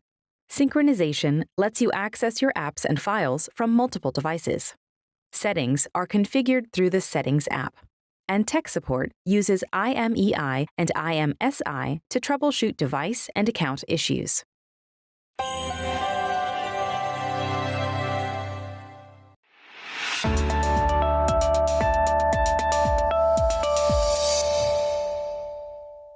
Welcome to Network Settings in Windows. After watching this video, you will be able to explain where common network resources are in Windows, list network tools available in Windows settings, describe when you would and wouldn't use a network reset. Windows Settings is a key troubleshooting tool. To get to it, type Settings in the Windows search bar. From there, you can select Network and Internet to access related information and tools. You can get to this same location by right-clicking your Start menu and selecting Network Connections. When the network status page loads, it shows the network you're connected to. It also shows the Properties button and the Data Usage button. The Data Usage button loads the Data Usage subpage, which shows you how much data each application has used on the network. Here, you can set a data limit and reset usage stats. The Properties button loads the Network and Internet Properties subpage. You can select the Public option to block access from other devices, or select the Private option, making your device shareable when you're on a trusted private network. You can create random hardware addresses to make device tracking difficult, and you can adjust metered connection settings to reduce data usage and set a data limit. The Properties subpage also shows you your network name, the type of Wi-Fi you're on, what network band you're using, your data transmission speed, your IP addresses, and information on your network router. This information is useful in many scenarios. As an example, when you are troubleshooting a network speed problem, you can use Properties to see if your network is on a faster, shorter range 5 GHz band, rather than a slower, longer range 2.4 GHz band. If you're farther away from a wireless signal, a 2.4 GHz band connection is better. Back on the main network status page, you can scroll down to Advanced Network Settings to adjust adapter options, configure sharing settings, and use the Network Troubleshooter tool. You can also get a deeper view into hardware and connection properties, go to Firewall Settings, or perform a network reset. Let's take a deeper look at advanced options. The Network and Sharing Center has basic network information and tools like the network name, Network Troubleshooter, and the Advanced Sharing Settings. Advanced Sharing Settings let you choose the level of access each network type has for things like network discovery and the sharing of files and printers. The Network Troubleshooter is an automated tool that detects and helps fix common network problems. With a single click, the Network Troubleshooter automatically searches for network issues and provides solutions or guidance for further troubleshooting. The Hardware and Connection Properties subpage lists the name, type, status, MAC address, DHCP information, default gateway, DNS server, and IP addresses for a device's connections, which can include Wi-Fi, Bluetooth, Ethernet, and more, even when some of those connections are not active. If you want to find out if the IP address for a connection is static or dynamic, this is where you look. Here we see that DHCP is enabled, which means that the IP address is dynamic. The Firewall and Network Protection page has firewall status information and firewall customization settings. You can see firewall status for each type of network you connect to, whitelist apps, adjust notification settings, and configure advanced settings. The Network Reset tool lets you restore original network settings. This can be useful, but should be avoided if a network has a detailed or custom setup, because you may have to reinstall and reconfigure network software and settings after the reset is completed. As you can see, network information and troubleshooting tools are easy to find and work with in Windows settings. From network names to sharing settings, the Network and Internet section has the information and tools you'll need to troubleshoot common network problems. In this video, you learned that The network status page shows the SSID and IP address for the connected network and provides tools for troubleshooting and setup. DHCP data and default gateway addresses can be found in hardware and connection properties. Advanced sharing settings let you adjust network discovery and file and printer sharing. Network reset restores a network back to its original settings.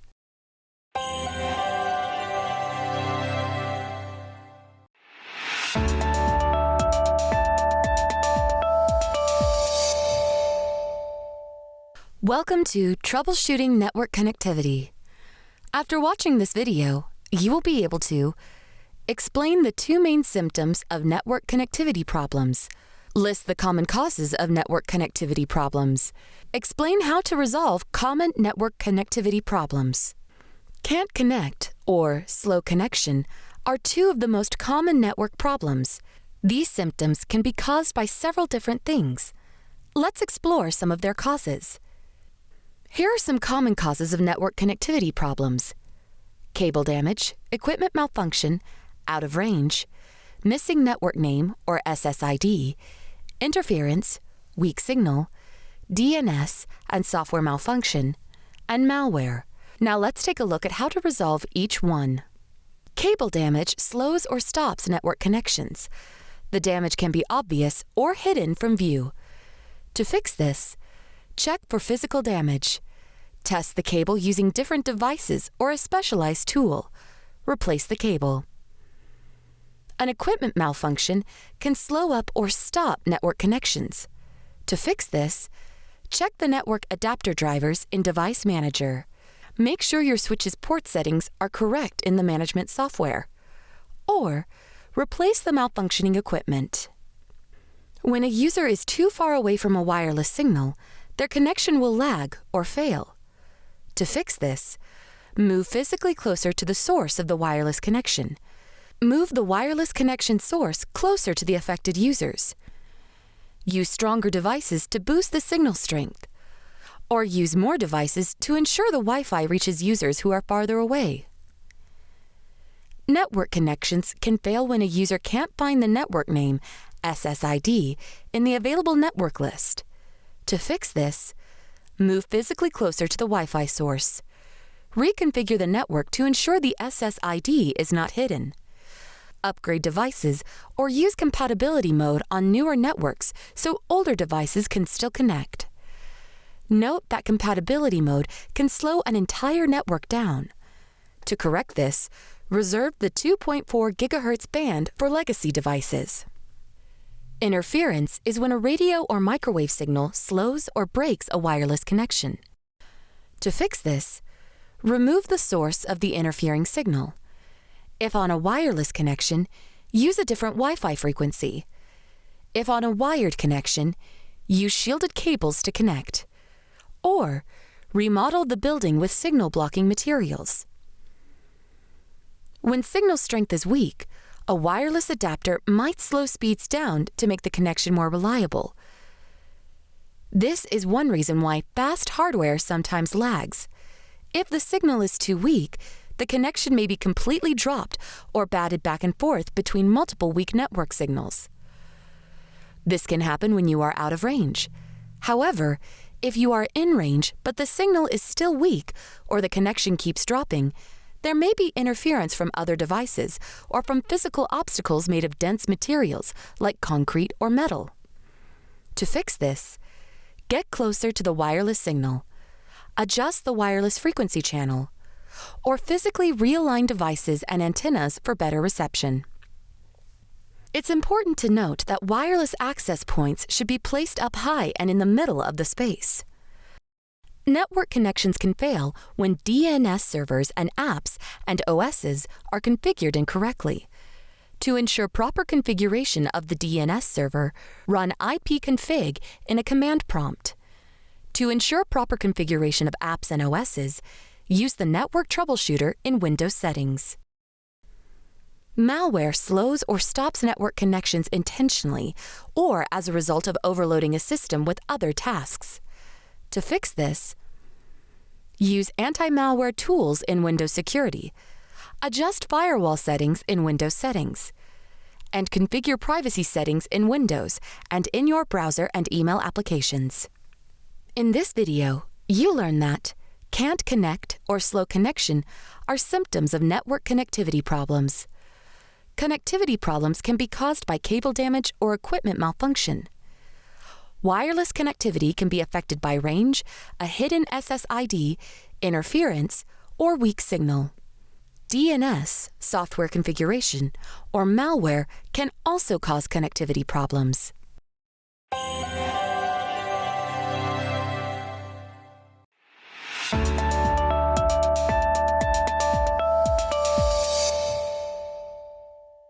Welcome to Network Troubleshooting with Command Line Utilities.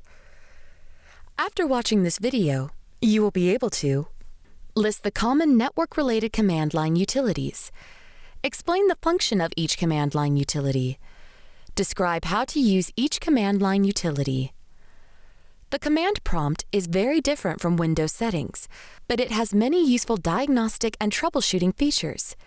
It provides system information based on the commands a user enters in its command line. To access the command prompt, type Command or the letters CMD into the Windows search bar. Now, let's review a few common command line utilities using the command prompt. Common command line utility commands that you would use to troubleshoot or diagnose network issues include ipconfig, ping, nslookup, traceRT, netstat. ipconfig shows the information and status for network adapters in a system. For configured adapters, ipconfig shows IP address, subnet mask, and the default gateway. If a network adapter is not configured, it will show as media disconnected. The ping utility sends an echo request to another computer to see if an echo reply message is received. You can ping IP addresses or domains. If you ping your computer's loopback address and get a reply, that means your network interface card is working properly. If you ping an IP address or domain and get a reply, that means those locations are reachable from your network. If you ping a domain or IP address that doesn't exist or that isn't connected, you will receive a request timed out message. If nothing is returned, there is no connectivity. Sometimes, not all packets will return, which indicates a possible problem in connectivity. When this happens, re-ping to verify results. nslookup is a command line utility used to find the IP address of a domain or host. nslookup lists the server and IP address used to query the domain, the query domain or host name, and its IP address. nslookup is useful when trying to resolve DNS problems. If you get an error message, then there is a local DNS problem. To verify your results, you can run the same query from a different DNS server. This is done in the nslookup command by adding the different DNS server's address after the domain. The traceRT utility is similar to the ping utility, except that it follows or traces the route a data packet takes to its destination, instead of just tracking start and end points of a connection. traceRT lists where a data packet was sent from, where it was sent to, how many times it was transferred, transfer point locations on the network, and the time limit it took for each step of the route. traceRT helps you discover where issues are happening on the network and whether network traffic is flowing properly. Be aware that firewalls affect traceRT tests, often providing a request timeout message. Netstat, short for Network Statistics, is a command utility that shows if a server's email and file sharing ports are open and connecting to other devices. Netstat lists a connection's protocol, local address, foreign address, and current state. Netstat is useful when you want to find where a problem is in a network. It identifies errors and provides robust diagnostics information that can be used in further troubleshooting. In this video, you learn that ipconfig lists the device's IP address, subnet mask, and default gateway. Ping checks to see if data can be sent and received. NSLOOKUP shows the IP address of a domain. TraceRT traces the route a data packet takes to get to a destination. Netstat shows if a server's email and file sharing ports are open and connecting to other devices.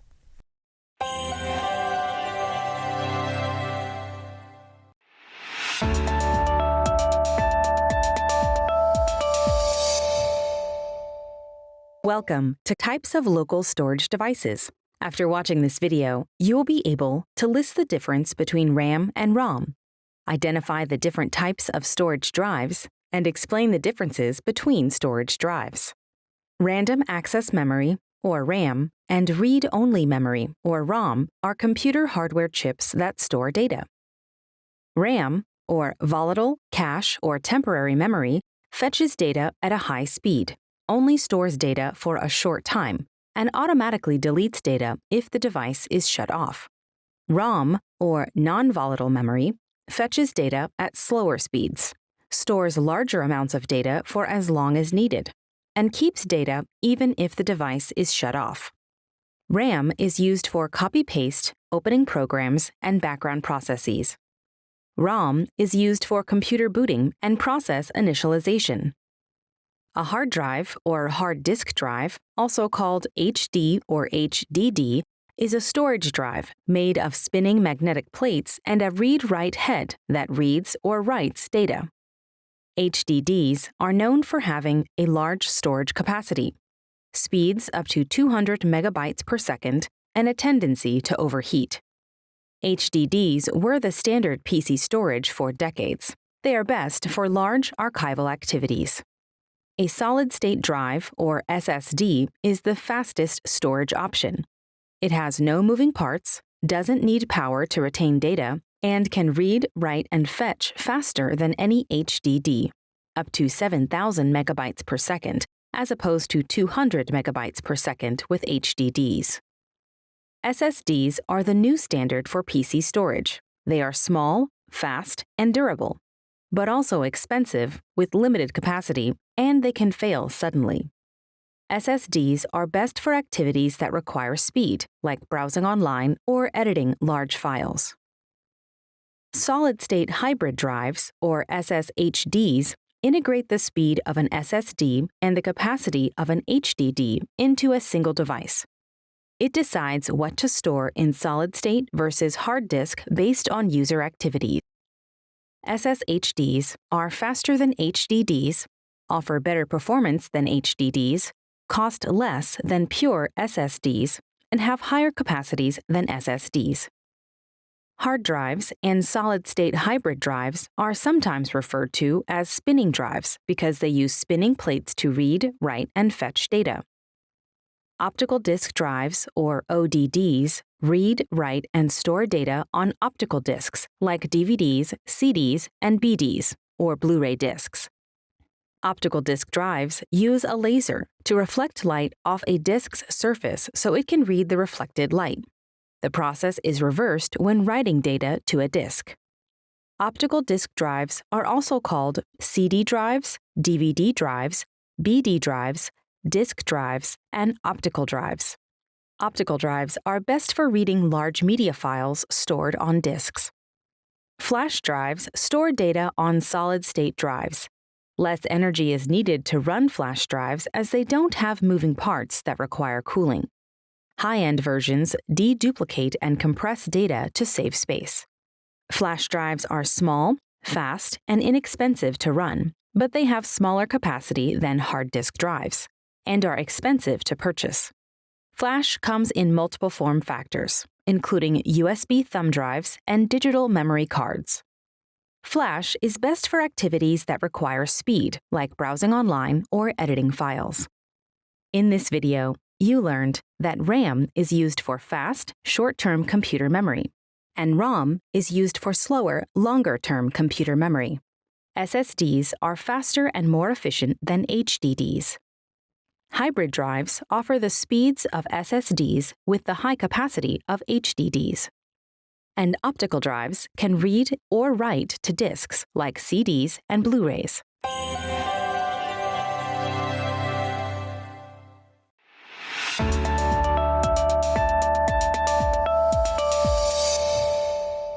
Welcome to local storage with multiple drives. After watching this video, you will be able to list the difference between SSHDs and hybrid disk arrays, define ephemeral storage, and explain how RAID works. Hybrid disk arrays physically combine multiple SSD and HDD devices into an array of drives working together to achieve the fast and easy performance of solid-state and the lower costs and higher capacities of hard disk. Hybrid disk arrays are small, fast, have lower setup costs than pure flash, but they also have performance concerns and are complex to manage and maintain. Hybrid disk arrays are best when you want both fast speeds and high capacity. Direct Attached Storage, or DAS, is one or more storage units within an external enclosure that is directly attached to the computer accessing it. A DAS can contain hard drives, solid-state drives, and optical disk drives. DAS is best for small to medium networks with moderately high storage needs. External drives are portable DAS that connect to your computer via USB. In DAS units and other storage devices, you can configure storage settings to be ephemeral or persistent. Ephemeral storage deletes saved data on restart. It resets things back to their original state, even if settings, updates, and files are adjusted and saved. It is used in things like application demos and OS restarts in computer labs. Persistent storage keeps saved data on restart. It behaves like the storage you're used to in your everyday computer. It is used in things like personal computers and network archives. Most storage drives are configured to use persistent storage. A redundant array of independent disks, or RAID, spreads data across multiple storage drives working in parallel. RAID 0, or striping, splits data into storage units called blocks and stores those across two or more drives in an array. RAID 0 is fast, has 100% usable disk capacity, but not fault-tolerant. If one drive fails, all data is lost. RAID 0 is popular with gamers and photographers who need to save large amounts of data quickly. RAID 1, or mirroring, copies and stores data twice across two or more drives. RAID 1 cuts space to 50% usable capacity, and if one drive fails, no data is lost. RAID 10 combines RAID 0 and RAID 1. It stripes or spreads data across drives that are part of the array. RAID 10 is fast, fault-tolerant, and if 3 drives fail, all data is lost. RAID 5, or striping with parity, is the most common form of RAID. It splits data into blocks and stores those across 3 or more drives. If data loss occurs, the computer will recalculate the lost data using error-checking tags, known as parity bits, that it has stored across the drives. RAID 5 is fast, fault-tolerant, and if one drive fails, no data is lost. RAID devices can use SSDs, HDDs, and hybrid drives. Companies choose RAID devices for their durability and performance. Multiple drive failure is rare, but it happens. Maintaining RAID devices, keeping spare drives handy in case of drive failure, and having a backup routine will make data loss nearly impossible. In this video, you learned that hybrid disk arrays combine SSDs and HDDs for fast performance, high capacity, and low costs. DAS are external storage drives directly attached to a computer for additional storage capacity, or if you need a different storage interface. Ephemeral storage deletes saved data on restart. Persistent storage keeps saved data on restart. And RAID devices use multiple drives in different configurations to prevent data loss.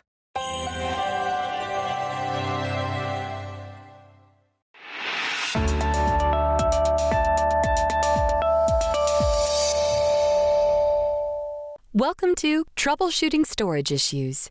After watching this video, you will be able to describe common causes of storage failures, explain the troubleshooting steps for various storage types, investigate and resolve slow performance. Disk failure or hard drive failure can be caused by wear and tear over time, faulty manufacturing, or power loss, especially when the disk is reading or writing. Here are some symptoms of disk failure. With read-write failure, you get an error message when you open or save a file. Blue screen of death, or BSOD, is a system stop error caused by a severe read-write failure. A bad sectors error means that part of a disk is unreliable and needs to be fixed. Constant LED activity, or disk thrashing, may indicate insufficient RAM, with data moving back and forth between RAM and the hard disk. A clicking or grinding noise is a sign of a problem. When you see these symptoms, replace the disk to avoid data loss. The Check Disk tool and the SMART program are used to monitor and troubleshoot disk health. SMART, or Self-Monitoring Analysis and Reporting Technology, can be set to send an alert when a disk is unreliable. Check Disk tools find bad sectors and fix symptom errors. A Check Disk run test, checkdisk/r, locates bad sectors each time it is run. You can use Check Disk Fix, checkdisk/f, to fix file system errors, but it won't find bad sectors. Additional diagnostic programs are available from software and hardware vendors or may come prepackaged with certain systems.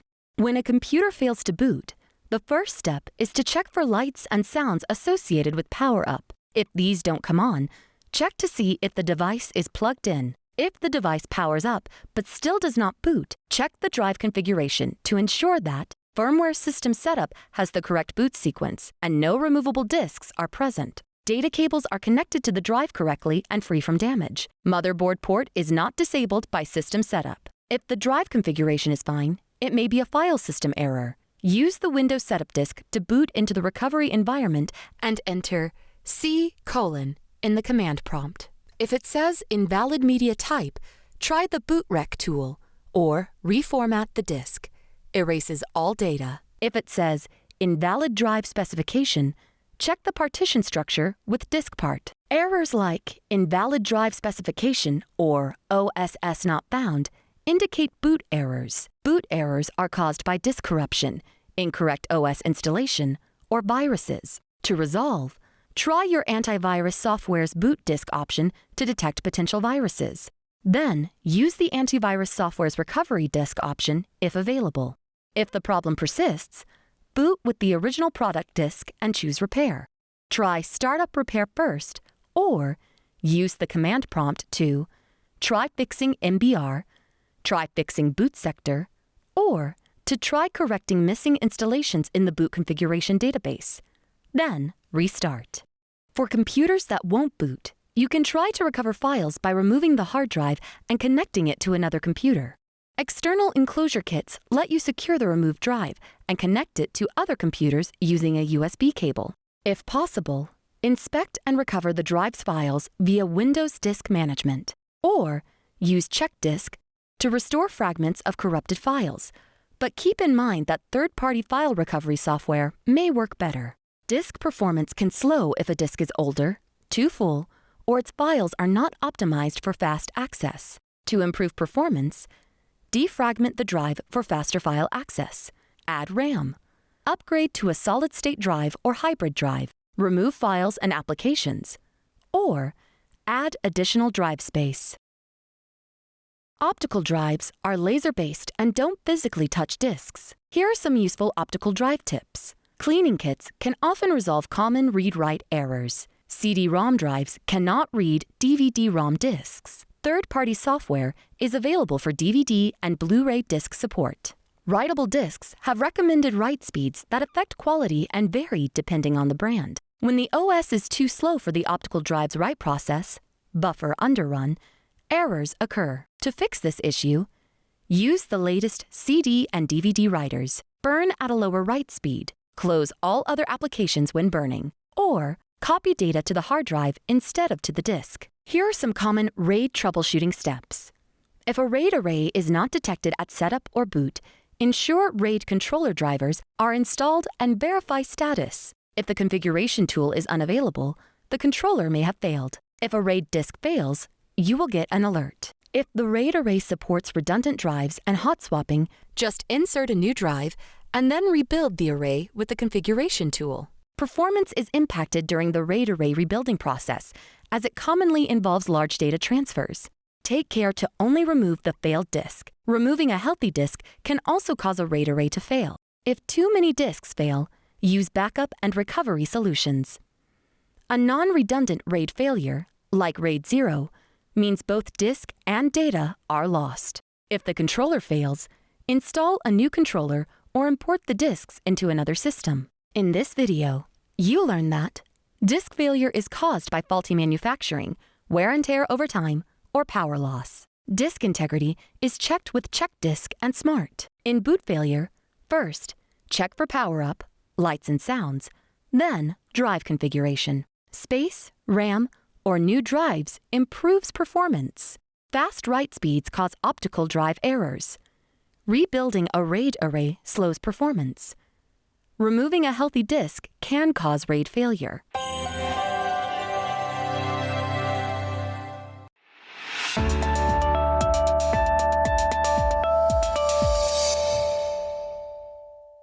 Welcome to Types of Hosted Storage and Sharing. After watching this video, you will be able to explain how storage as a service works, describe what a repository is and how it's used, and list the benefits of Active Directory. Storage as a service, or SaaS, is when companies sell network storage space to customers. This saves their customers from having to purchase and maintain network equipment. Dropbox, OneDrive, Google Drive, Box, and Amazon Drive are all examples of storage as a service. Most email today is stored in the cloud. Companies store your data, emails, and attachments in their data centers. The same is true for social media storage. Companies store your photos, videos, and messages in their data centers. Security and data retention policies vary. Gmail will recover deleted email for 30 days before permanent removal. Facebook deletes after 90 days, but keeps certain user data indefinitely. A work group or home group is a group of computers on a Soho network, typically without a server. To share files and folders, users set them to public. Data is stored on the user device that created it. The added points of failure create higher risk of data loss. Newer cloud solutions provide the same features more securely. Work groups and home groups are less common. Home groups have been removed from Windows 10 altogether. A repository is a network location that lets users store, manage, track, collaborate on, and control changes to their code. Repositories save every draft, and users can roll things back if problems occur. This can save software developers months of time. Examples of repositories include GitHub and Docker Hub. Active Directory is a Microsoft technology that manages domain elements such as users and computers. It organizes domain structure, grants network access, and connects to external domains. It can be managed remotely from multiple locations. Active Directory Domain Services, or ADDS, are the core services behind Active Directory. ADDS stores centralized data and manages communication and search, authenticates users so they can access encrypted content, manages single sign-on user authentication, and limits content access via encryption. Network drives are installed on a network and shared with selected users. They offer the same data storage and services as a standard disk drive. Network drives can be located anywhere. They can be in the same room as a network user or thousands of miles away. Network drives appear alongside local drives. Network drives can be installed on computers, servers, NAS units, or portable devices.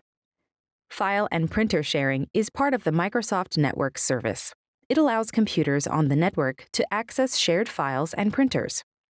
Network drives appear alongside local drives or are accessed via a web browser. Network printers appear in the Printer Options pop-up.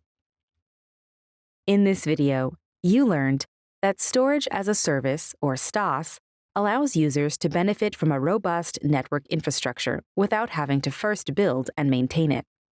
Software developers use repositories to store and collaborate on code and have all drafts saved in case they need to revert to an earlier version. Active Directory organizes domain and network elements and manages access to content.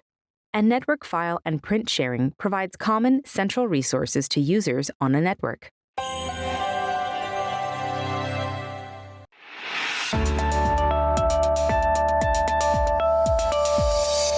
Welcome to Network Storage Types. After watching this video, you will be able to explain what a SAN does, explain what a NAS does, and list the differences between NAS and SAN. Network storage is digital storage that all users on a network can access. Small networks might rely on a single device for the storage needs of 1 to 5 people. Large networks, like the Internet, must rely on hundreds of data centers full of servers. A storage area network, or SAN, combines servers, storage systems, switches, software, and services to provide secure, robust data transfers. SANs have better application performance, are central and consolidated, are off-site so data is protected and ready for recovery, and include simple, centralized management of connections and settings. A network-attached storage, or NAS device, is a local file server. It acts as a hard drive for all devices on a local network. NAS devices provide convenient sharing across network devices, better performance through RAID configuration, remote access, and they work when the Internet is down. A NAS is a connected storage device that is local to the network it serves. A SAN is a storage system that involves many devices and connections across multiple sites. NAS devices are attached to a single site. Less expensive, easier to manage, they appear as a network-attached drive, use Ethernet, do not scale, and have a single point of failure. SANs can span multiple sites, are more expensive, harder to manage, they appear as a local drive, use fiber, are easily scalable, and are fault-tolerant. In this video, you learned that NAS is a local device that acts as a file server for all devices on a local network. A SAN is a complete networking system that enables efficient and secure storage. And NAS and SAN are different because NAS is local to its network, while a SAN is a storage system that spans multiple offsite locations and involves many devices, servers, and connections.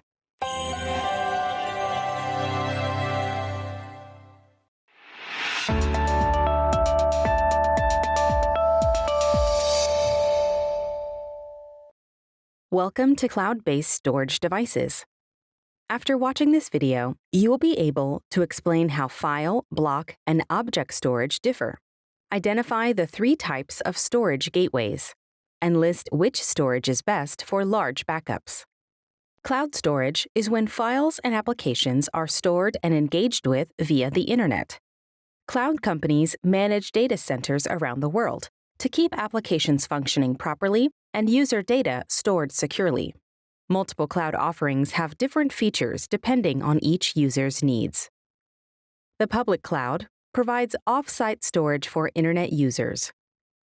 The private cloud provides collaboration and access to private network users. And the hybrid cloud is a mix of both. It provides public sharing and restricted private areas via cloud storage and cloud-hosted apps. Cloud companies use multiple data storage types depending on how often they need to access different data and the volume of that data. File storage saves all data in a single file and is organized by a hierarchical path of folders and subfolders. File storage uses app extensions like .jpeg or .doc or .mp3.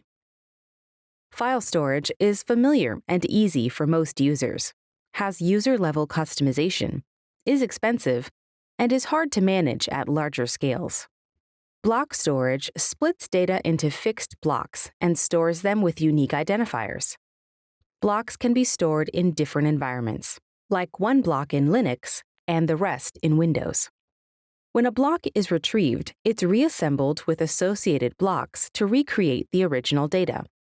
Block storage is the default storage for data that is frequently updated, is fast, reliable, and easy to change, has no metadata, is not searchable and is expensive, and it's often used in databases and email servers.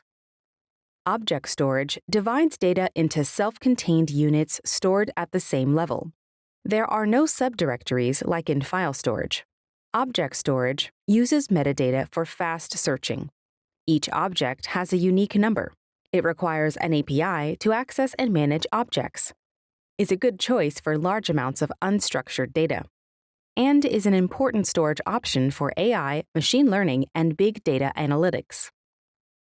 A storage gateway is a service that connects on-premises devices with cloud storage. There are 3 types of storage gateways.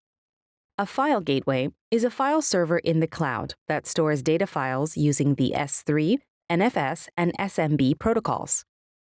S3, or Simple Storage Service Protocol, enables the storage of block data in categories called buckets.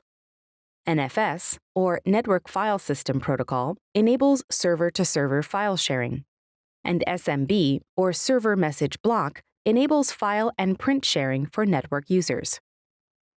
A tape gateway is a backup server in the cloud. It uses the S3, Glacier, and Glacier Deep Archive protocols to store virtual tape backups.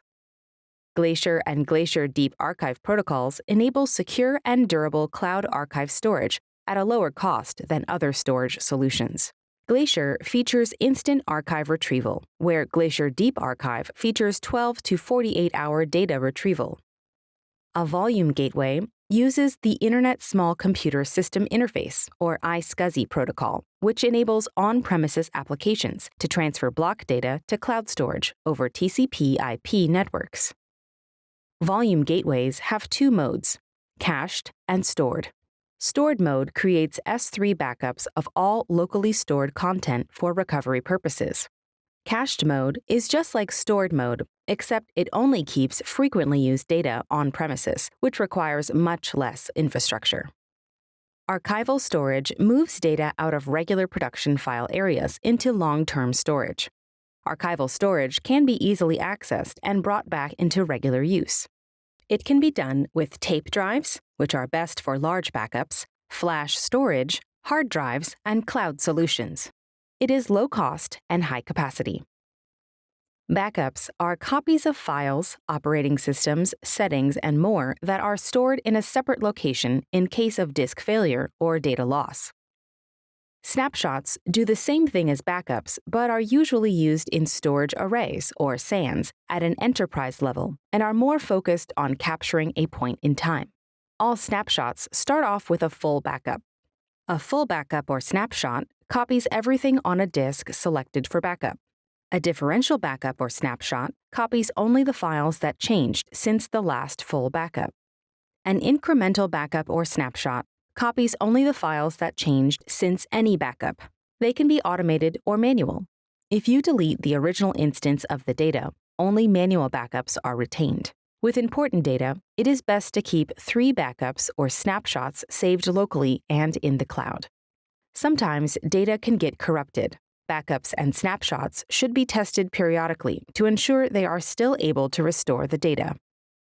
In this video, you learned that object storage is used in AI and machine learning because it's good for large amounts of unstructured data.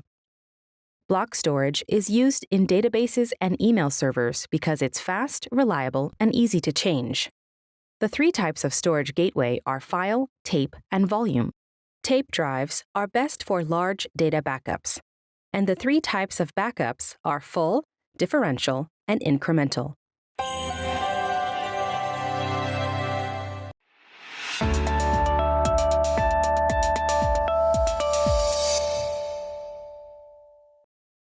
Welcome to the IBM Technical Support Professional Certificate. Did you know that industries worldwide depend more on technology now than ever before? That's because more people are using technology in their everyday lives, including working remotely, taking online classes, and even having health checkups with a doctor via webcam. With a worldwide increase in demand for technology comes an increase in need for user support for all technology-related needs. Who will provide technical support to individuals, companies, and organizations? Professionals who are knowledgeable in the fundamentals of computer hardware, operating systems, software, networking, storage, cybersecurity, and cloud computing. According to the most recent U.S. Bureau of Labor Statistics report, about 70,400 computer support jobs are posted annually in the U.S. alone, and job growth in the computer support industry is projected to increase 9% through 2030. At the time of this course publication, the median U.S. computer support specialist salary is $57,910 US annually, and per hour pay is almost $28 US. Technical support jobs are also a great way to start on your path to a high-paying career in information technology. This certificate consists of several engaging and informative courses designed to introduce you to the fundamentals of technical support as well as information technology fundamentals. Additionally, this professional certificate can help you prepare for the CompTIA IT Fundamentals Certification exam. This is a beginner-level certificate, which means that anyone, even if you're new to IT, can take this course. You don't need prior experience in IT or technical support. No college degree is required. All you need to get started with this certificate is a willingness to learn and a basic computer literacy to take online courses through your web browser or mobile app. The courses in this certificate will introduce you to the essential parts of IT. You will learn about hardware, software, networking and cybersecurity, cloud computing, ticketing systems, and careers and pathways in IT. Throughout the courses, you'll hear from IT insiders as they share their experiences and what they've learned as they've progressed through their careers. Some of the experts you'll hear from are Aditya Pundir, an IT manager, Michelle Sanchez, an instructional designer who started in help desk, Mike Schwartz, who works in IT support, and Amy Taylor, an enterprise support technician. You will learn in this course through guided instructional videos that walk you through key concepts with essential need-to-know facts. Interactive exercises will reinforce what you've learned in videos. Insider viewpoints allow you to learn from professionals working in many fields of IT. And practice assessments and graded assessments will help you gauge your knowledge and prove what you've learned. Upon completing all of the courses, you'll earn a shareable badge and the IBM Technical Support Professional Certificate. Why do you need a professional certificate? A professional certificate is beneficial for you because it's proof of your knowledge and accomplishments. The IBM Technical Support Professional Certificate has been specifically created to focus on the core knowledge you will need to possess to succeed in technical support and beyond. The courses work together to familiarize you with the elements of IT, introduce you to hardware and software, help you build your IT skills, and provide you with hands-on labs to practice using what you've learned in the course. When you've completed the courses in the certificate, you will receive a professional certificate so that you can share your hard work and accomplishment with potential employers and your professional network. One of the many benefits of the IBM Technical Support Professional Certificate is that all of the courses are online and ready to start when you're ready to take them. The courses have flexible schedules, meaning you can complete the course at whatever time is most convenient for you and at your own pace, even if you have only 2 to 3 hours a week to spare. Or you could even complete the entire professional certificate in as little as 3 months if you spend 5 or more hours per week on the courses. Financial aid is available for those who qualify. So, if you are not sure this program is right for you, you can try a free 7-day trial or you can audit the courses. These options give you the opportunity to sample the content and determine if the courses are right for you. And remember that we're here for your success. If you have any questions about the courses or the professional certificate, just ask. So, what are you waiting for? Let's get started.